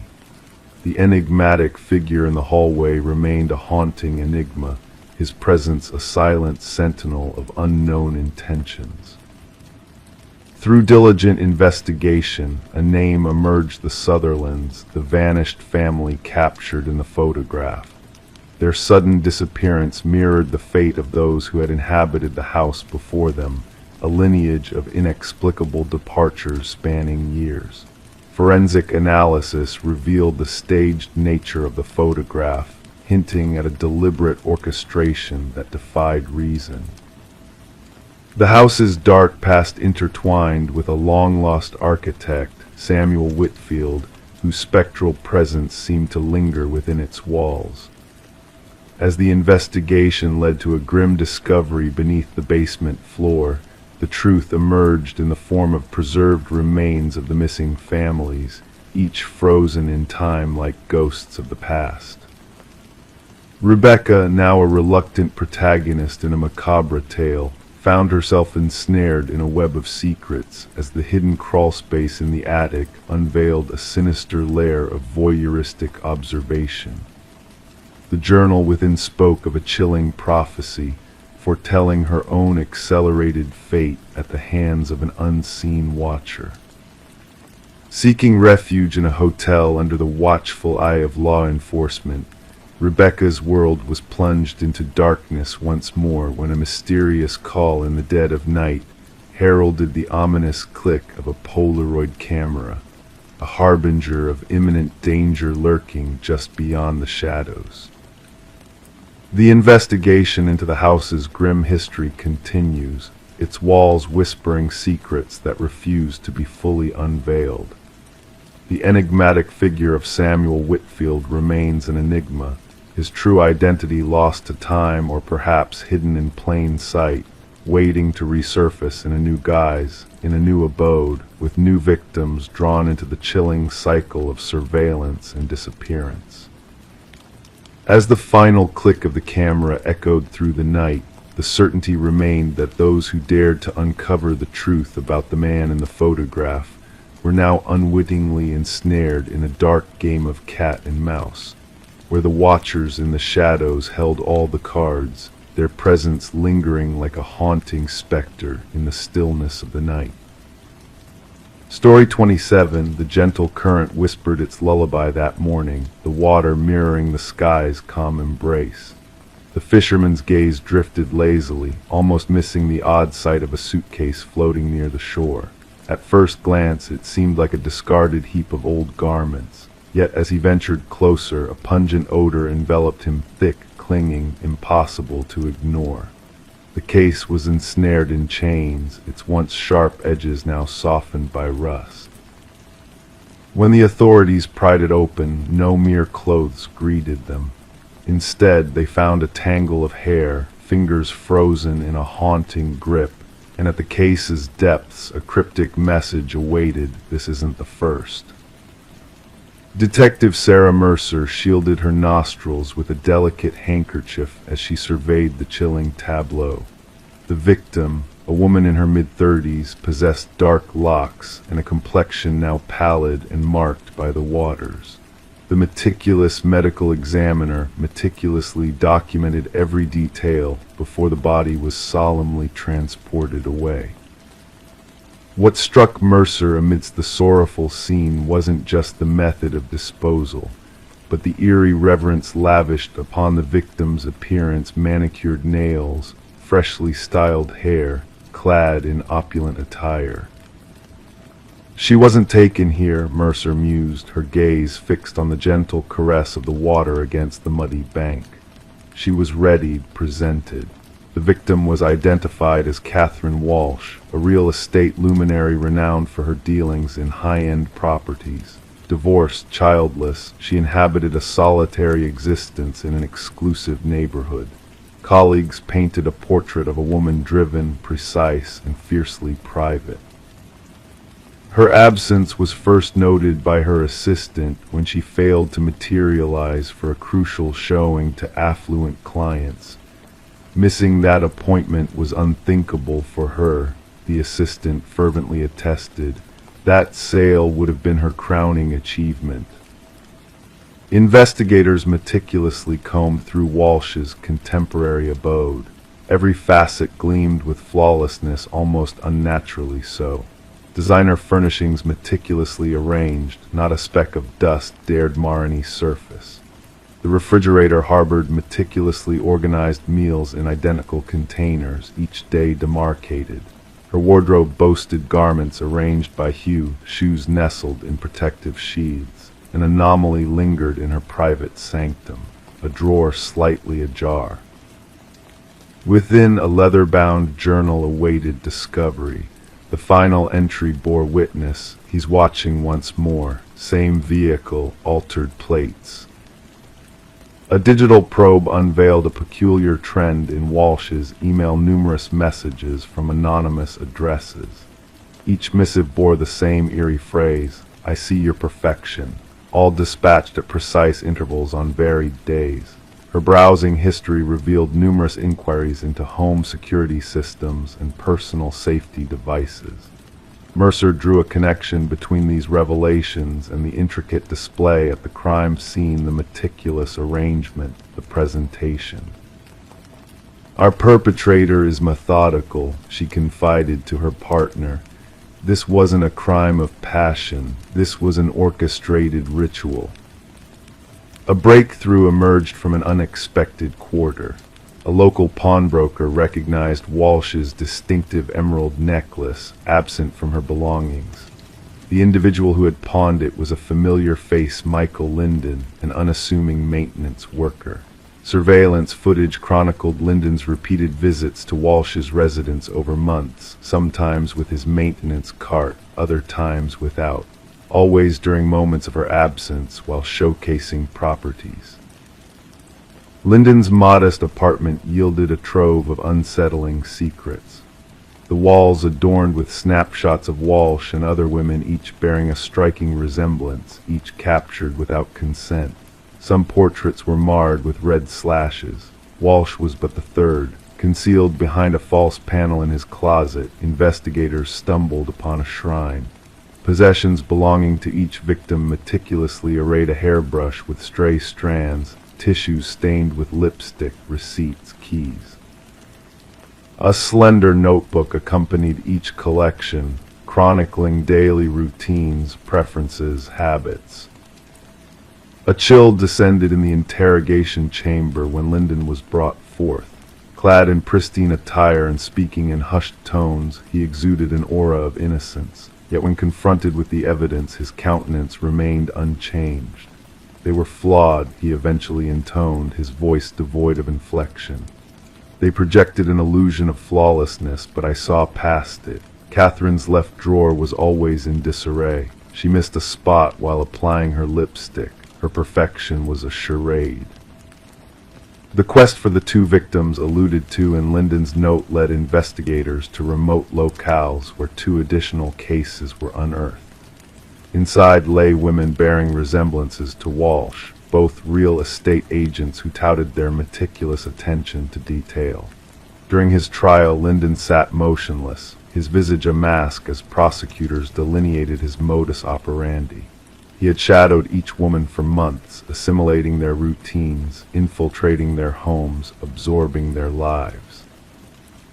Upon seizing them, he sought to correct what he perceived as their imperfections, coiffing and styling their hair, applying makeup with precision, garbing them in finery before extinguishing their light. The families of the victims bore witness in silence as the judge decreed a life term without hope of release. For Detective Mercer, the case was officially sealed, yet enigmas lingered. What had catalyzed Linden's fixation on these select women?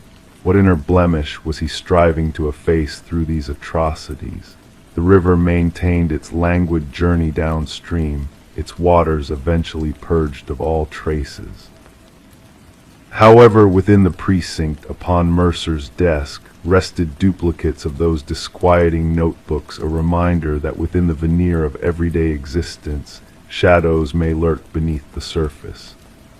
And sometimes the gravest threats manifest in the guise of the unassuming, watching, waiting for a single imperfection to betray their malevolent intent.